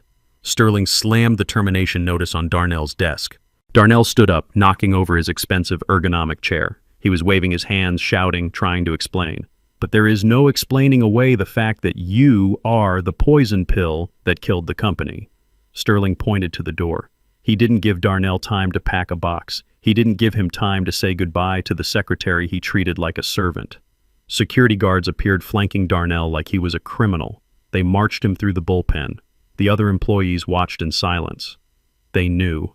They knew Darnell was a fraud who took credit for their work, and now they were watching him get flushed. Darnell looked terrified. He looked at his phone, probably trying to call me, but his number was blocked. He was dragged to the elevator and shoved inside. Down in the lobby, the building manager was already taping a bright orange notice to the glass doors of the office. Seized for non-payment. The locks were being changed by a locksmith I had dispatched an hour ago. Darnell stumbled out onto the sidewalk. It was raining, a cold gray drizzle that soaked his suit. He stood there looking up at the building he thought he ruled. He had no job. He had no office. He had no income. He checked his pockets, realizing he had left his car keys on his desk, but he couldn't go back up. And even if he could, he didn't have a car to drive anymore. He was just a man on a sidewalk with nothing but the wet clothes on his back. The dominoes had fallen exactly as I placed them. In a cheap motel room on the outskirts of the city, Tiffany sat on a lumpy mattress staring at her phone. She had seen the news alert. A local business blog had already picked up the story. Local marketing firm collapses after losing key investor. Darnell's name was mentioned as the cause. Tiffany felt the walls closing in. The smell of stale cigarette smoke and mildew filled her nose. This was not the life she was promised. She had married Darnell for the penthouse views and the black cards, not for Motel 6 and eviction notices. She looked at her wedding ring. It was a diamond I had paid for. She twisted it on her finger, realizing it might be the only asset she had left. She made a decision then. It wasn't a decision born of love or loyalty. It was the survival instinct of a rat on a sinking ship. If Darnell was broke, he was useless to her. She unlocked her phone and opened a hidden folder of contacts. She scrolled past Darnell. She scrolled past her parents. She stopped at a name she hadn't dialed in years. Chad. Chad was her college boyfriend, a man she had dumped because he wasn't ambitious enough. But rumors said Chad had recently come into a large inheritance. Rumors that I had carefully planted through mutual acquaintances over the last week. Chad was not an heir. Chad was an actor I had hired from a local theater troupe. I had set him up in a luxury suite at the Ritz-Carlton and given him a wardrobe of Italian suits. He was bait. Shiny, expensive bait designed to catch a gold digger. Tiffany typed a message. "Hey stranger, long time. I heard you are in town. I would love to catch up." I watched the message appear on the cloned phone I had given to the actor. I sat in my apartment sipping tea. She didn't wait for Darnell to come home and explain. She didn't wait to comfort him. She saw the ship going down and she immediately looked for a lifeboat. I picked up my burner phone and texted the actor. She bit. "Reel her in. Invite her to the charity gala tonight. Tell her you need a +1. The reply from Tiffany came 30 seconds after the invite. "I would love to. Darnell and I are having issues. It would be nice to be around someone with class again." I laughed, a dry, humorless sound. She was walking right into the lion's den. Darnell was losing his career and his wife was already putting on her makeup to meet another man. They deserved each other. But tonight they would both get exactly what they deserved in front of the entire city. The stage was set for the final act. The Metropolitan Charity Gala was the event of the season. It was held in the grand ballroom of the St. Regis Hotel, a place dripping with crystal chandeliers and the scent of old money. Tickets cost $5,000 a plate. I was the diamond sponsor, though my name wasn't on the program. I sat at a table in the shadowed back corner, invisible to the glitterati, sipping sparkling water and watching the doors. At 8:30, Darnell and Tiffany arrived. They didn't have tickets. They didn't have an invitation. But desperation makes people bold. They had slipped in through the service entrance, blending in with a group of late-arriving musicians. Darnell wore a tuxedo that fit poorly, likely rented or borrowed, and Tiffany wore a dress that was too flashy for the room, a desperate attempt to be seen. They weren't here for charity. They were hunting. Darnell needed a new investor to save his crumbling career, and Tiffany was scanning the room for Chad, the rich ex-boyfriend I had dangled in front of her. They moved through the crowd like sharks in a goldfish bowl, their eyes darting, their smiles tight and predatory. I watched Darnell corner a venture capitalist near the bar, talking fast, his hands waving. The man looked uncomfortable, inching away. Tiffany was texting furiously, looking for her golden parachute. They looked pathetic. They looked like exactly what they were, imposters in a world they hadn't earned. The lights dimmed. The murmuring crowd fell silent as the host took the stage to welcome everyone. This was Darnell's moment. I saw him push past a waiter adjusting his tie. He wasn't going to wait for an introduction. He was going to seize the spotlight. He marched up the stairs to the stage, grabbed the microphone from the stunned host and tapped it twice. The feedback screeched through the speakers, making everyone wince. "Good evening, ladies and gentlemen," Darnell announced, his voice booming and slightly slurred. "I am Darnell Moore. Many of you know me as a successful marketing executive, but tonight I stand before you as a victim of a cruel and vindictive father who has stripped me of my livelihood and my home because he is jealous of my success." A murmur of confusion rippled through the room. People whispered, pointing. "Who is this? Is this part of the show?" Darnell continued, gaining momentum. My father, Thaddeus Moore, is a tyrant. He hates that I married a woman of class. He hates that I have ambition. He has cut me off, left me destitute, and tried to destroy my reputation. But I am here to ask for your help. I am looking for partners who believe in innovation, who believe in family values, unlike my father. He paused for effect, waiting for applause or sympathy. He got silence. Uncomfortable, heavy silence. And then behind him, the massive projection screen that was supposed to show images of starving children flickered to life. But it wasn't a charity video. It was grainy footage from a hotel room camera. The room was unmistakable, the Ritz-Carlton suite I had rented for Chad. The video showed Tiffany Darnell's wife sitting on the edge of the bed holding a glass of wine, laughing with a man who was not her husband. "I am so glad I called you, Chad." Tiffany's voice rang out clear as a bell over the ballroom speakers. "Darnell is a loser. He is broke. He tricked me into marrying him. I need a man with real money, a man like you." The ballroom erupted. Gasps, shocked laughter. Darnell turned around, staring at the screen in horror. He saw his wife, the woman he was defending, betraying him in high definition. But the show wasn't over. The video cut to a black screen and audio began to play. It was a recording from the bug I had planted in Darnell's pocket weeks ago. "I can't stand her parents." Darnell's voice sneered loud and ugly. "Brent and Susan are leeches, white trash wrapped in expensive clothes. As soon as I get my dad's money, I am kicking them to the curb. They smell like desperation." The audio cut off. The lights came up. Darnell stood frozen on stage, the microphone dangling from his hand. He looked out into the crowd. He saw Tiffany standing near the bar, her face a mask of terror. He saw Brent and Susan, who had somehow managed to sneak in too, staring at him with pure hatred. "You ungrateful little worm," Brent shouted, charging toward the stage. He wasn't a fighter, but rage gave him speed. He tackled Darnell, knocking him into the podium. They rolled on the floor, a tangle of limbs and tuxedos, punching and cursing. Tiffany screamed, trying to run, but she tripped on her dress and fell. The guests, the elite of the city, were filming everything on their phones. It was chaos. It was ruin. It was perfect. I stood up from my table in the back. I adjusted my jacket. I didn't need to say a word. The truth had spoken for me. I walked toward the exit as security swarmed the stage to break up the fight. Darnell was finished. Tiffany was exposed. And the Miller family was at war with itself. I walked out into the cool night air, leaving the heat of their destruction behind me. Protocol Z was complete. Now it was just a matter of cleaning up the debris. 3 days after the charity gala, the city was buried under a sheet of freezing rain. The streets were empty, and the wind howled through the alleyways of the south side. I sat in the darkness of my living room, the only light coming from the street lamps filtering through the blinds. I was not asleep. I was waiting. I knew my son. I knew that when a man is stripped of his pride, his money, and his reputation, he does not reflect on his sins. He lashes out. He seeks a quick fix. And Darnell knew exactly where I kept my ledger. He remembered the steel safe behind the painting of the lighthouse. He believed that safe was filled with stacks of cash, the millions I had hidden from him. He did not understand that the true value was in the paper trail, not the paper currency.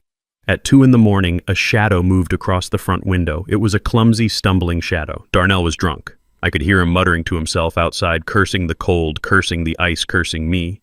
He was holding a bottle of cheap whiskey in one hand and something that glinted in the streetlight in the other. It was a long, serrated kitchen knife. He had not come to talk. He had come to take. He had reached the end of the road. His friends had abandoned him. His wife was at war with him. His in-laws were revealed as frauds. He had nowhere to go but back to the father he despised, not to beg for forgiveness, but to demand what he felt was his birthright. I heard the scratch of metal on the lock. He was trying to pick it, but his hands were shaking too much. He grew frustrated. He kicked the door once, twice, 3 times. The wood held. I had reinforced the frame days ago, anticipating this exact moment. He screamed a sound of pure animal rage. Then came the sound of shattering glass. He had used the handle of the knife to smash the small window pane near the latch. He reached in, unlocking the deadbolt from the inside. The door swung open, crashing against the wall. Darnell stumbled into the hallway. He brought the smell of the storm with him, mixed with the stench of sweat and alcohol. He didn't call out my name. He didn't check to see if I was awake. He moved with a singular, destructive purpose. He marched into the living room, kicking over a small table where I kept my reading glasses. The lamp crashed to the floor, the bulb popping with a sharp hiss. "Where is it?" he slurred, swinging the knife through the empty air. "Where is the money, old man? I know you have it. You have millions. You owe me." He walked to the wall. He ripped the painting of the lighthouse down. The canvas tore. The frame splintered. He threw it behind him, not caring that it was a gift from his mother, painted by her own hands 20 years ago. He saw the safe. His eyes lit up with a feral greed. He dropped the whiskey bottle. It shattered on the floor, soaking the rug. He grabbed the dial of the safe with both hands, spinning it frantically left and right as if force alone could open the tumblers. "Open up," he screamed, banging his fist against the steel door. "Open up, you piece of junk!" When the safe didn't yield, he turned his rage on the room. He slashed the sofa cushions with the knife, ripping the fabric, sending stuffing into the air like snow. He swept my books off the shelves. He smashed a vase that had been in the family for generations. He was destroying the only home he had ever truly known, trying to find a fortune that he would have just squandered in a week. It was heartbreaking. It was pathetic. It was the final proof that the son I loved was gone, consumed by the monster of his own entitlement. He turned toward the hallway, breathing heavily, the knife held low at his side. "I am going to wake him up," he muttered. "I am going to put this knife to his throat and make him open it. He is going to give me everything." He took a step toward my bedroom. Click. The sound was loud in the sudden silence. It was the sound of a heavy industrial light switch being thrown. The overhead floodlights I had installed in the corners of the room blazed to life, blindingly bright. Darnell threw his hands up to shield his eyes, dropping the knife in his surprise. It clattered to the hardwood floor. "Hello, son," I said. I was sitting in my armchair in the corner of the room. I hadn't moved an inch. I was wearing my best suit. My hands were rested calmly on the arms of the chair, but I was not alone. Sitting on a folding chair next to me was a man in a full uniform, Chief of Police Marcus Holloway. Marcus and I went back 40 years. We played chess on Tuesdays. He was drinking a cup of tea. Darnell blinked, trying to focus. His eyes adjusted to the light. He saw me. He saw the chief. He saw the knife on the floor between us. He looked at his hands, which were still raised in a defensive posture. He looked at the destruction around him. The torn sofa, the broken lamp, the shattered vase. "Dad," Darnell whispered, his voice trembling. I lost my keys. I was just looking for—" "Stop," Marcus said. His voice was deep and authoritative. He didn't shout. He didn't have to. He stood up slowly, placing his tea on the side table. "Darnell Moore, you are currently standing in a private residence you entered by force. There is a weapon on the floor. There is extensive property damage, and you are intoxicated." Darnell looked at Marcus, then at me. "Dad, tell him. Tell him I live here. Tell him it is a misunderstanding." I looked at my son. I looked at the boy who used to run into my arms when he scraped his knee. I looked at the man who had just threatened to cut my throat for money. "You don't live here, Darnell," I said, my voice flat. "You were evicted. You received the legal notice. You are trespassing. You are armed. And you just attempted to rob me." "No," Darnell cried, dropping to his knees. "I wasn't going to hurt you. I just needed the money. The loan sharks, Dad, they are going to kill me. I needed the cash in the safe." "There is no cash in the safe," I said. "Just paper. Just the proof of everything I gave you and everything you wasted."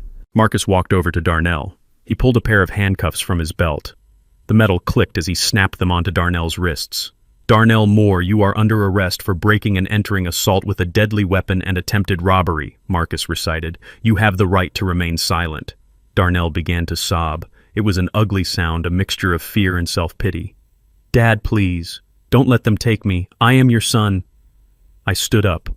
I walked over to him. I looked down at the mess he had made of my life and his own.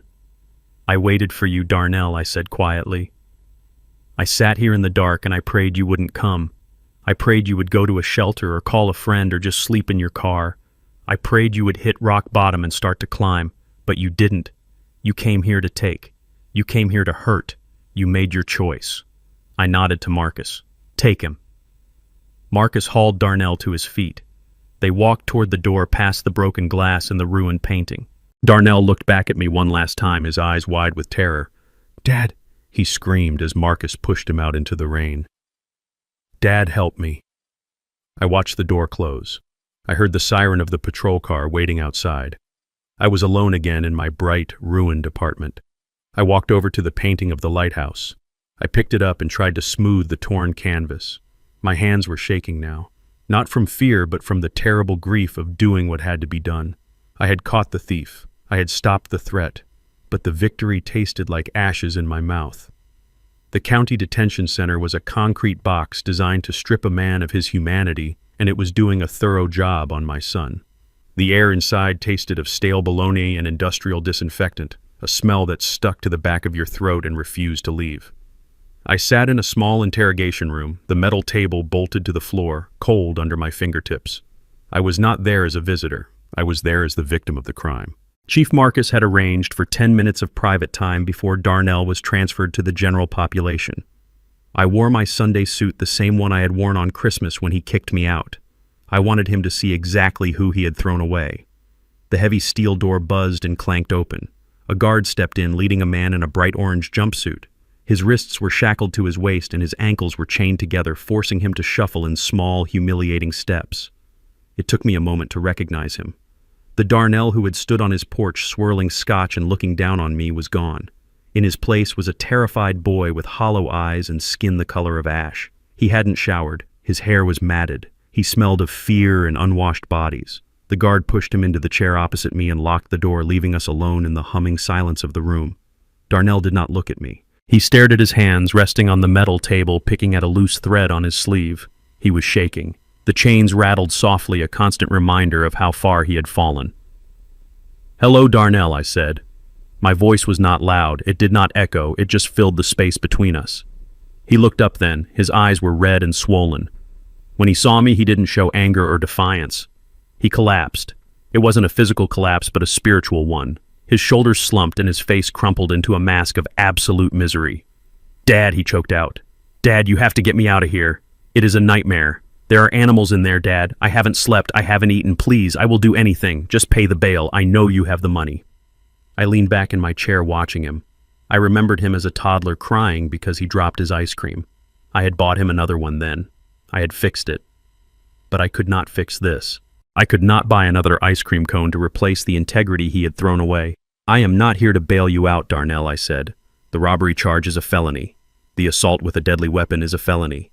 There is no bail for a man caught holding a knife in his father's living room." Darnell began to weep.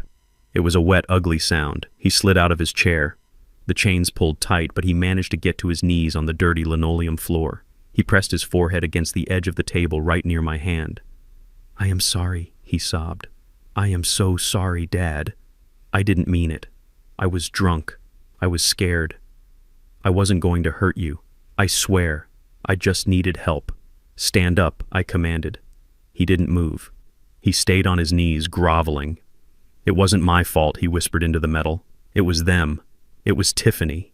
She made me crazy, Dad. She spent so much money. Every day it was something new. A bag, a trip, a dinner.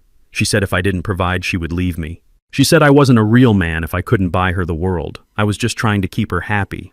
I listened to him blame the woman he had vowed to protect. A minute ago, he was a predator. Now he was a victim. And Brent, he continued the words tumbling out in a desperate rush. "Her father is the devil. He told me you were holding out on me. He told me I deserved that money. He put the ideas in my head, Dad. He said we should sell the land. He said you wouldn't notice. I didn't want to do it. I told him it was wrong. But he pressured me. He said we needed the cash to pay off the caterer. He said you owed it to us."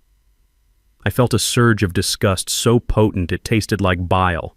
Even here in chains, he could not take responsibility. He was willing to throw his wife and his father-in-law into the fire just to see if it would burn down the prison walls. He was a coward, a weak, spineless man who would sell anyone to save his own skin. "So you are saying you are innocent?" I asked, my voice flat. "You are saying Tiffany and Brent forced you to take a knife and break into my house?" "Yes," Darnell cried, looking up at me with hope in his eyes. "Yes, Dad. They manipulated me. I am the victim here. Please tell the police. Tell them I am a good son. Tell them to let me go home." I reached into my jacket pocket. I didn't pull out a checkbook. I pulled out a document. It was a single sheet of paper folded in thirds. I unfolded it and smoothed it out on the table. It was a plea agreement drafted by Reggie and approved by the district attorney an hour ago. "Get up, Darnell," I said again. He scrambled back into his chair, wiping his nose on his shoulder. He looked at the paper. "What is this?" he asked. "This is your lifeline," I said. "This is the only help you are going to get from me." I pointed to the paragraphs. "I have the deed, Darnell, the deed to the 5-acre commercial lot, the one you signed yesterday in the diner, the one you sold for $50,000 in counterfeit cash to an undercover agent working for my security team." Darnell's face went white. "You know about that. I know everything I said. I have you on video forging my signature. That is forgery. That is fraud. That is grand larceny. That alone carries 10 years. Add the break-in and the assault and you are looking at 20 years in a state penitentiary. You will be an old man when you get out, Darnell. You will be older than I am now." He started to hyperventilate. No. Dad, please." I tapped the paper. "Here is the deal. You are going to plead guilty to the forgery. You are going to accept a sentence of 2 years in a minimum security facility. In exchange, I will drop the charges for the break-in and the assault. I will tell the DA that it was a domestic dispute and that I do not wish to press charges for the knife." 2 years, Darnell whispered. 2 years is a long time.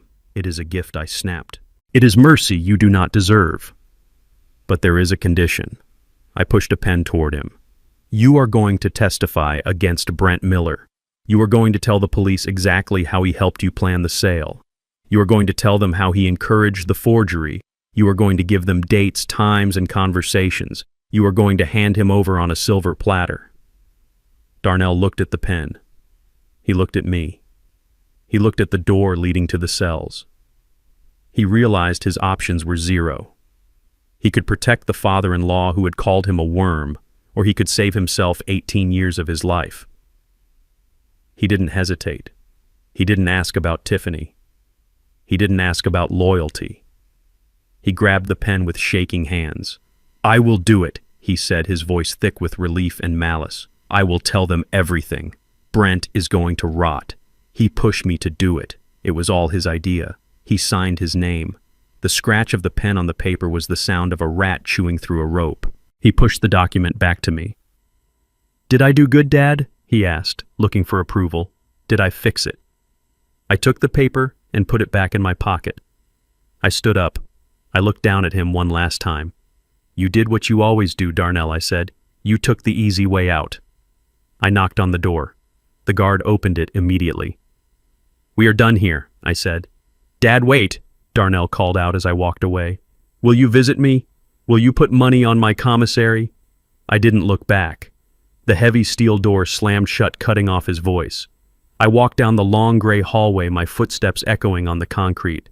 I had the confession. I had the witness. Darnell was going to prison, but he was taking the Miller family down with him. It was a tragedy, but it was also justice. And sometimes justice is the only love a father has left to give. I sat in the command center of my home office, surrounded by the soft hum of servers and the cool blue light of high-definition monitors. It was 3 a.m. on a Tuesday. Most men my age were asleep dreaming of golf courses or grandchildren, but I was awake watching the perimeter of my property like a hawk guarding its nest. I knew she would come. Darnell was in custody. Brent was facing charges. The house of cards had collapsed, and there was only one person left standing in the wreckage with enough rage to try and burn the world down. Tiffany. She arrived in a battered sedan that she must have rented or stolen. I watched on the infrared camera as the car rolled to a stop a block away from my duplex. She stepped out into the darkness. She was not the polished socialite who had sipped champagne in the Oakview mansion.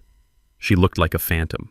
Her blonde hair was matted and wild. She wore a dark hoodie pulled low over her face and stained sweatpants. In her right hand, she carried a heavy red plastic jerry can. The smell of gasoline would be overpowering even in the cold night air. She did not look around for witnesses. She did not hesitate.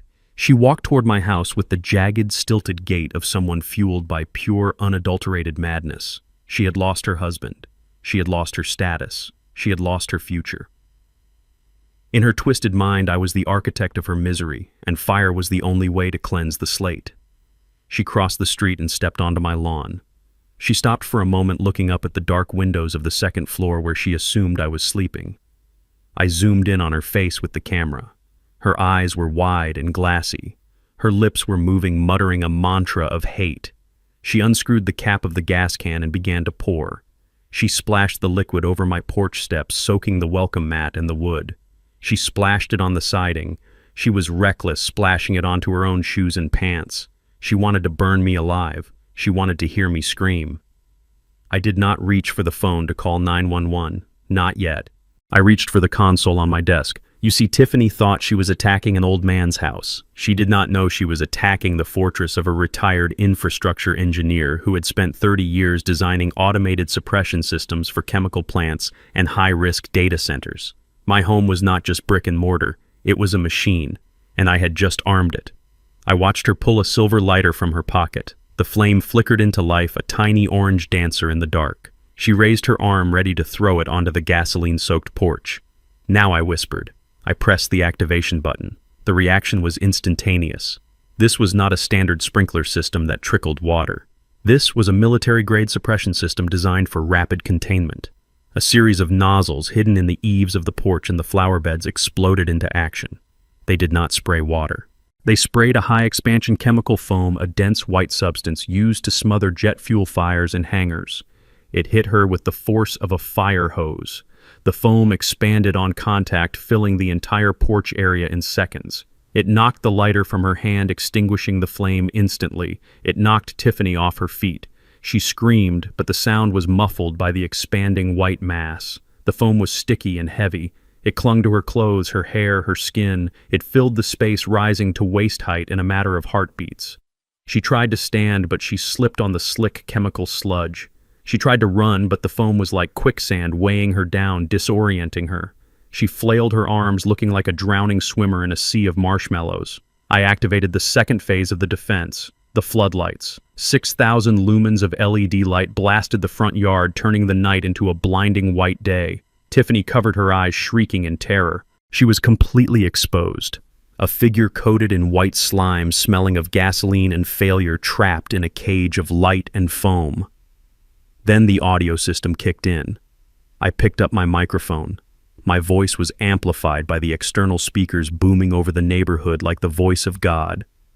"Tiffany Miller," I said, "drop the lighter. Stay where you are. You are trespassing on private property and you have attempted arson. The police have been notified." She froze, looking up at the speakers. She looked around frantically, trying to find a way out, but the foam made every movement a struggle. She was trapped in a prison of her own making. I walked to the window and looked down. She saw me. Even through the foam and the blinding light, our eyes met. "I hate you," she screamed. "You ruined my life. You are a devil." "I did not ruin your life, Tiffany," I said, my voice calm over the speakers. "You ruined it the day you decided people were objects to be used. You poured the gas. I just put out the fire." 2 minutes later, the sirens wailed. They didn't have to look far for the suspect. She was the only person in the neighborhood glowing white under the floodlights, stuck to my porch like a fly on fly paper. 2 officers approached her cautiously, their hands on their weapons. They smelled the gasoline immediately. They saw the red can lying on its side in the foam. There was no investigation needed. The crime scene was pristine in its clarity. They dragged her out of the foam. She slipped and slid, fighting them, kicking and screaming obscenities. They handcuffed her wrists behind her back. She looked ridiculous. She looked pathetic. The foam dripped from her nose and her chin. Her expensive hoodie was ruined. Her dignity was gone. I walked down the stairs and opened the front door. I stood on the threshold, careful not to step in the chemical sludge. The officers looked at me, then at the foam, then back at me. They looked impressed. "Hell of a system you have here, Mr. Moore," one officer said. "I like to be prepared," I replied. Tiffany looked up at me. Her face was streaked with tears and chemical residue. "Why didn't you just die?" she sobbed. "Why couldn't you just be a normal old man and die?" "Because I have work to do," I said, "and because I refuse to let a gold digger with a lighter write the end of my story." They put her in the back of the patrol car. She was still screaming as they drove away. I watched the tail lights fade. I looked at my porch covered in white foam and gasoline. It would take a professional crew to clean it up. It would cost money. But as I stood there in the cold night air, I didn't care about the cost. I cared about the safety. I was safe. My legacy was safe. And the people who had tried to destroy me were all in cages of their own design. I went back inside and locked the door. I went to my office and turned off the floodlights. The darkness returned, but it wasn't scary anymore. It was the darkness of a peaceful night. I sat in my chair and closed my eyes. The family was gone. The threats were gone. All that was left was the future. And for the first time in a long time, the future looked bright. The day of the trial arrived with the heavy gray weight of a judgment day. The courtroom was packed to capacity. The local media had descended like vultures, eager to pick at the carcass of the family drama that had played out on live streams and police blotters. I sat in the front row behind the prosecutor's table, my back straight, my hands resting on my knees. I wore my best suit, the navy blue wool one I had bought for Betty's funeral. Next to me, Reggie sat like a stone lion, his briefcase full of the paperwork that would seal the fate of my son and his wife. Darnell and Tiffany were led into the room in shackles. They were not sitting together. The state had separated them after Tiffany tried to claw Darnell's eyes out during their arraignment. Darnell looked like a shell of a man. His orange jumpsuit hung loosely on his frame, and his hair, which he used to style with expensive gels, was matted and dull. He scanned the crowd frantically until his eyes landed on me. He didn't look angry. He looked pleading. He looked like he was still hoping I would stand up and tell the judge it was all a big mistake. Tiffany, on the other hand, looked feral. Her prison grays were stained, and she glared at me with a hatred so pure it almost crackled in the air. The defense attorney, a court-appointed lawyer who looked like he hadn't slept in a week, stood up to make his opening statement. He tried to paint a picture of me as a tyrant. He described Darnell as a desperate son pushed to the brink by a father who hoarded resources and demanded impossible standards. He called me a miser. He called me manipulative. He argued that Darnell's actions, while illegal, were the result of extreme financial duress caused by my cruelty. He tried to garner sympathy for the young couple struggling to survive in a harsh economy. While the patriarch sat on a pile of gold he refused to share. It was a good story. It was the story Darnell had told himself for years. Then it was my turn to take the stand. I walked up the steps to the witness box. I swore to tell the truth. I looked out at the jury, 12 strangers who would decide the ending of this tragedy. Reggie stood up. He didn't pace. He didn't shout. He just asked one simple question. Mr. Moore, the defense claims your son was destitute and that you withheld support. Can you please state for the court your occupation and your estimated net worth? I leaned into the microphone. I looked directly at Darnell. I wanted him to hear this. I wanted him to understand the magnitude of what he had thrown away. I am a retired infrastructure engineer, I said, my voice filling the room. But I am also the founder, chairman, and sole proprietor of T&B Holdings. Darnell frowned. Nell. He knew the name T&B. It was on the lease of his house. It was on the registration of his car. But he had always assumed it was some faceless corporate entity I had rented from.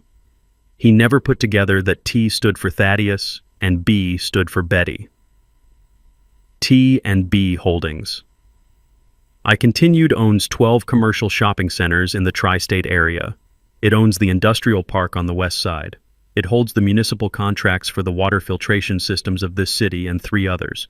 It owns a portfolio of residential apartment complexes, including the one where I reside. The courtroom grew quiet. The scratching of the court reporter's machine was the only sound. And, your net worth? Reggie prompted. I paused. I had never said the number out loud. I had kept it a secret even from myself in some ways. It was just numbers on a screen, a score in a game I was playing against poverty. As of the audit completed last week, my personal assets and corporate holdings are valued at approximately $62 million. The reaction was visceral. A collective gasp rippled through the gallery. The jury's eyes went wide, but the most violent reaction came from the defense table. Darnell's head snapped back as if he had been punched. 60 million. He mouthed the words. 60 million. He had sold a plot of land for $50,000 counterfeit cash. He had stolen $50,000 over 5 years. He had tried to kill me for an insurance policy he thought was worth maybe $200,000.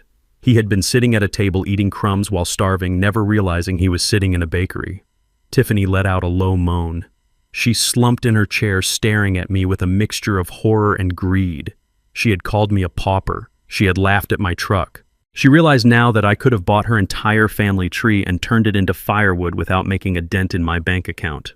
You lied, Darnell shouted, jumping up from his seat, his chains rattling. You lied to me. You acted poor. You drove that truck. You tricked me. Order. The judge banged his gavel. Sit down, defendant. I did not lie, Darnell, I said into the microphone. I just didn't brag. I lived below my means so I could build something lasting. I wanted to give it to you. All of it. It was all in the trust you tried to break into, the trust you destroyed. Darnell was breathing hard, hyperventilating. $60 million. He was doing the math. He was calculating the yachts, the cars, the houses. He was seeing the life he could have had if he had just been patient, if he had just been kind, if he had just opened the door on Christmas instead of slamming it. Reggie waited for the room to settle. He walked over to the evidence table and picked up a document. It was a single sheet of paper with a bank seal, Mr. Moore, Reggie said. The defense argues that your son is your only heir and that his actions were driven by the anxiety of his future inheritance. Can you please explain the current status of your estate? I looked at Darnell. This was the final blow. This was the mercy kill. I realized last week that money was the poison, I said. It was the disease that infected my family. It made my son lazy. It made him entitled. It made him a criminal. As long as that money existed, he would never learn. He would always be waiting for me to die. He would always be plotting. I took a deep breath. So I removed the temptation. Darnell froze. What? Yesterday morning, I said, my voice steady. I executed a wire transfer. I liquidated 80% of my liquid assets, and I signed over the deeds to the commercial properties to a charitable trust. No, Darnell whispered. No, you didn't. I donated $50 million to the Thaddeus and Betty Moore Scholarship Fund, I declared. It will provide full-ride university scholarships for underprivileged youth in this city. Kids who want to work. Kids who want to build something. Kids who would never slam a door in their father's face. The silence in the courtroom was absolute. It was the silence of a vacuum. $50 million gone, vanished from Darnell's future. I kept the house, I added, and enough for my retirement. But the inheritance, Darnell, the empire, it is gone. I gave it away. Because I love you enough to let you save yourself. You are going to prison with nothing. And when you come out, you will have nothing. You will have to work. And that is the only gift I have left to give you. Darnell stood up. He swayed. His face went gray. His eyes rolled back in his head. The reality of the loss was too much for his brain to process. He didn't just lose a lawsuit. He lost the lottery ticket he had been holding since birth. He collapsed. He hit the floor with a heavy thud, his chains clattering against the wood. Darnell Tiffany screamed. The bailiffs rushed forward. The judge called for a recess. I sat in the witness box and watched them tend to my son. I felt a profound sadness but no regret. I had cauterized the wound. I had burned away the rot. He was broke. He was going to prison. But for the first time in his life, he was free. He was free from the expectation of my money. He was free to be a man. Whether he survived that freedom was up to him. I stood up and walked out of the courtroom, leaving the chaos behind me. I had a meeting with the scholarship board. I had futures to build. The snow fell softly on Oakview Drive, covering the manicured lawns in a blanket of pristine white. It was Christmas morning, exactly 1 year since the day my son slammed a heavy oak door in my face and told me I was no longer his family. I parked my Ford truck in the same spot I had parked it then, but this time no one looked at it with disgust. The street was quiet, but the house at number 42 was not. It was vibrating with life. The windows were glowing with a warmth that had nothing to do with expensive heating systems, and everything to do with the people inside. The sign on the front lawn did not say private property anymore. It was a hand-painted wooden sign that read the Betty Moore Community Center. I walked up the driveway carrying a 20-pound turkey wrapped in foil. The smell of sage and rosemary rose up to meet the cold air just like it had a year ago. But this time as I reached the porch, the door flew open before I could even ring the bell. It was not a sullen man in a velvet blazer blocking my path. It was a 12-year-old boy named Marcus wearing a sweater that was slightly too big for him. "Mr. Moore is here," Marcus shouted, his face splitting into a grin. He brought the bird. I stepped inside. The marble floors were scuffed from the shoes of 50 children running back and forth. The crystal chandelier was still there, but it was draped in paper chains made by hand.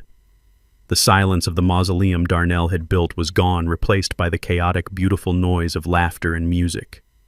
Motown played from a speaker in the corner, filling the high ceilings with soul.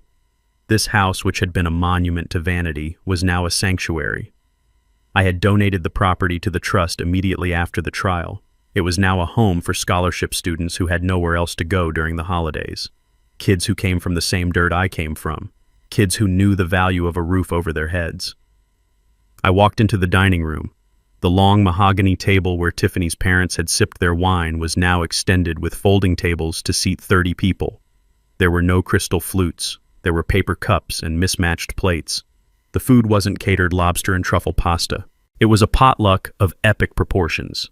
Macaroni and cheese, collard greens, cornbread, candied yams, and potato salad made by the grandmother of one of the students. It smelled like home. It smelled like the kitchen Betty and I had shared for 40 years. Reginald Moss was sitting at the head of the table. The shark, the man who had terrified judges and destroyed Darnell's defense, was currently wearing a ridiculous red Santa hat with a white pom-pom. He had a napkin tucked into his collar and a drumstick in one hand.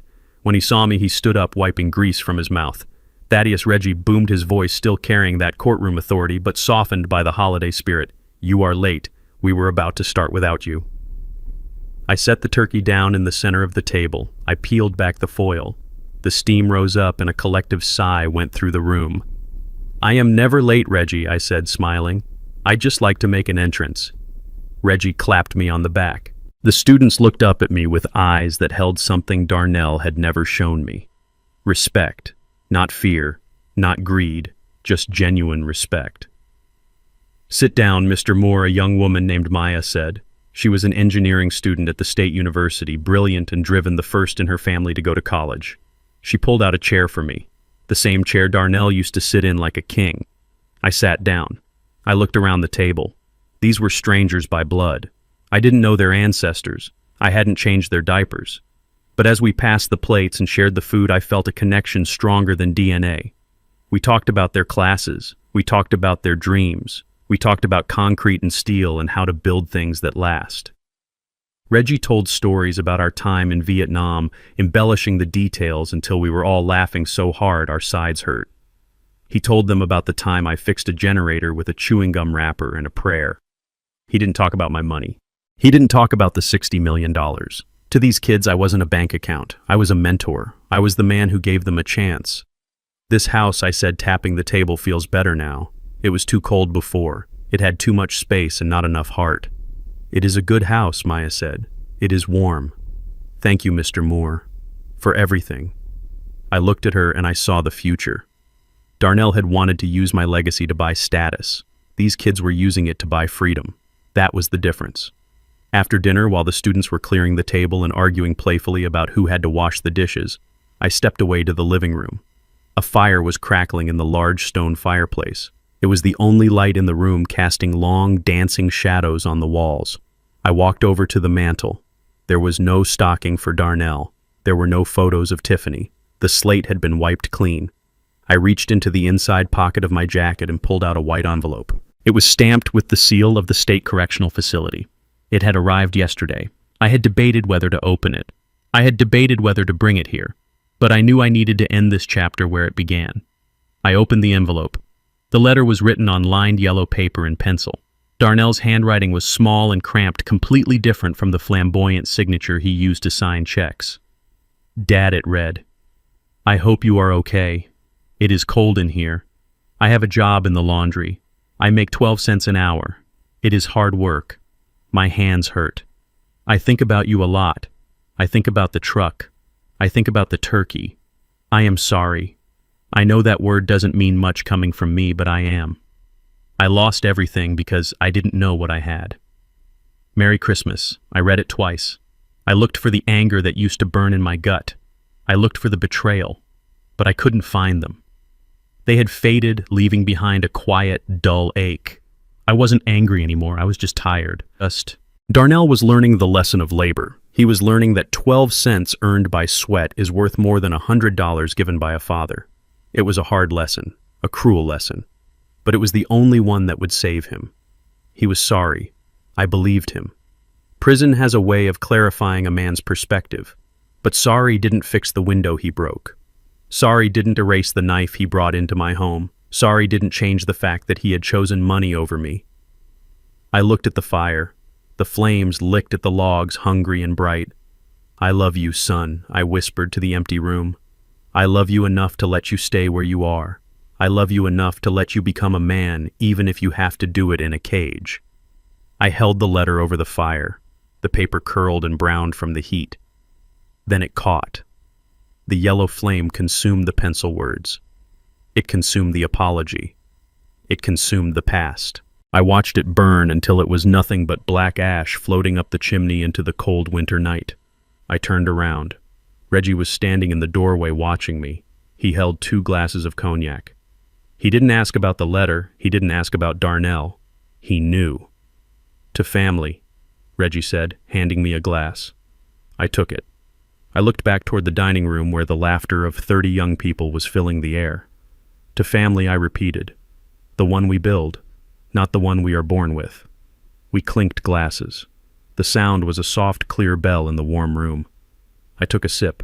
It burned, going down a good, clean burn. I was 71 years old. I had lost a son, but I had gained a future. I walked back into the light of the dining room, ready to serve dessert. The turkey was gone. The past was ash. And for the first time in a long time, I was truly home. Thaddeus's journey teaches us a harsh but necessary truth. Shared DNA does not guarantee loyalty, nor does it entitle anyone to unconditional support in the face of disrespect. Darnell's downfall wasn't just about losing an inheritance. It was the inevitable result of valuing superficial status over genuine human connection. True wealth isn't found in bank accounts or luxury cars, but in the integrity of earning one's way and the bonds we build with those who truly respect us. Sometimes the most loving act a parent can do is to let their child fall so they might finally learn how to stand on their own.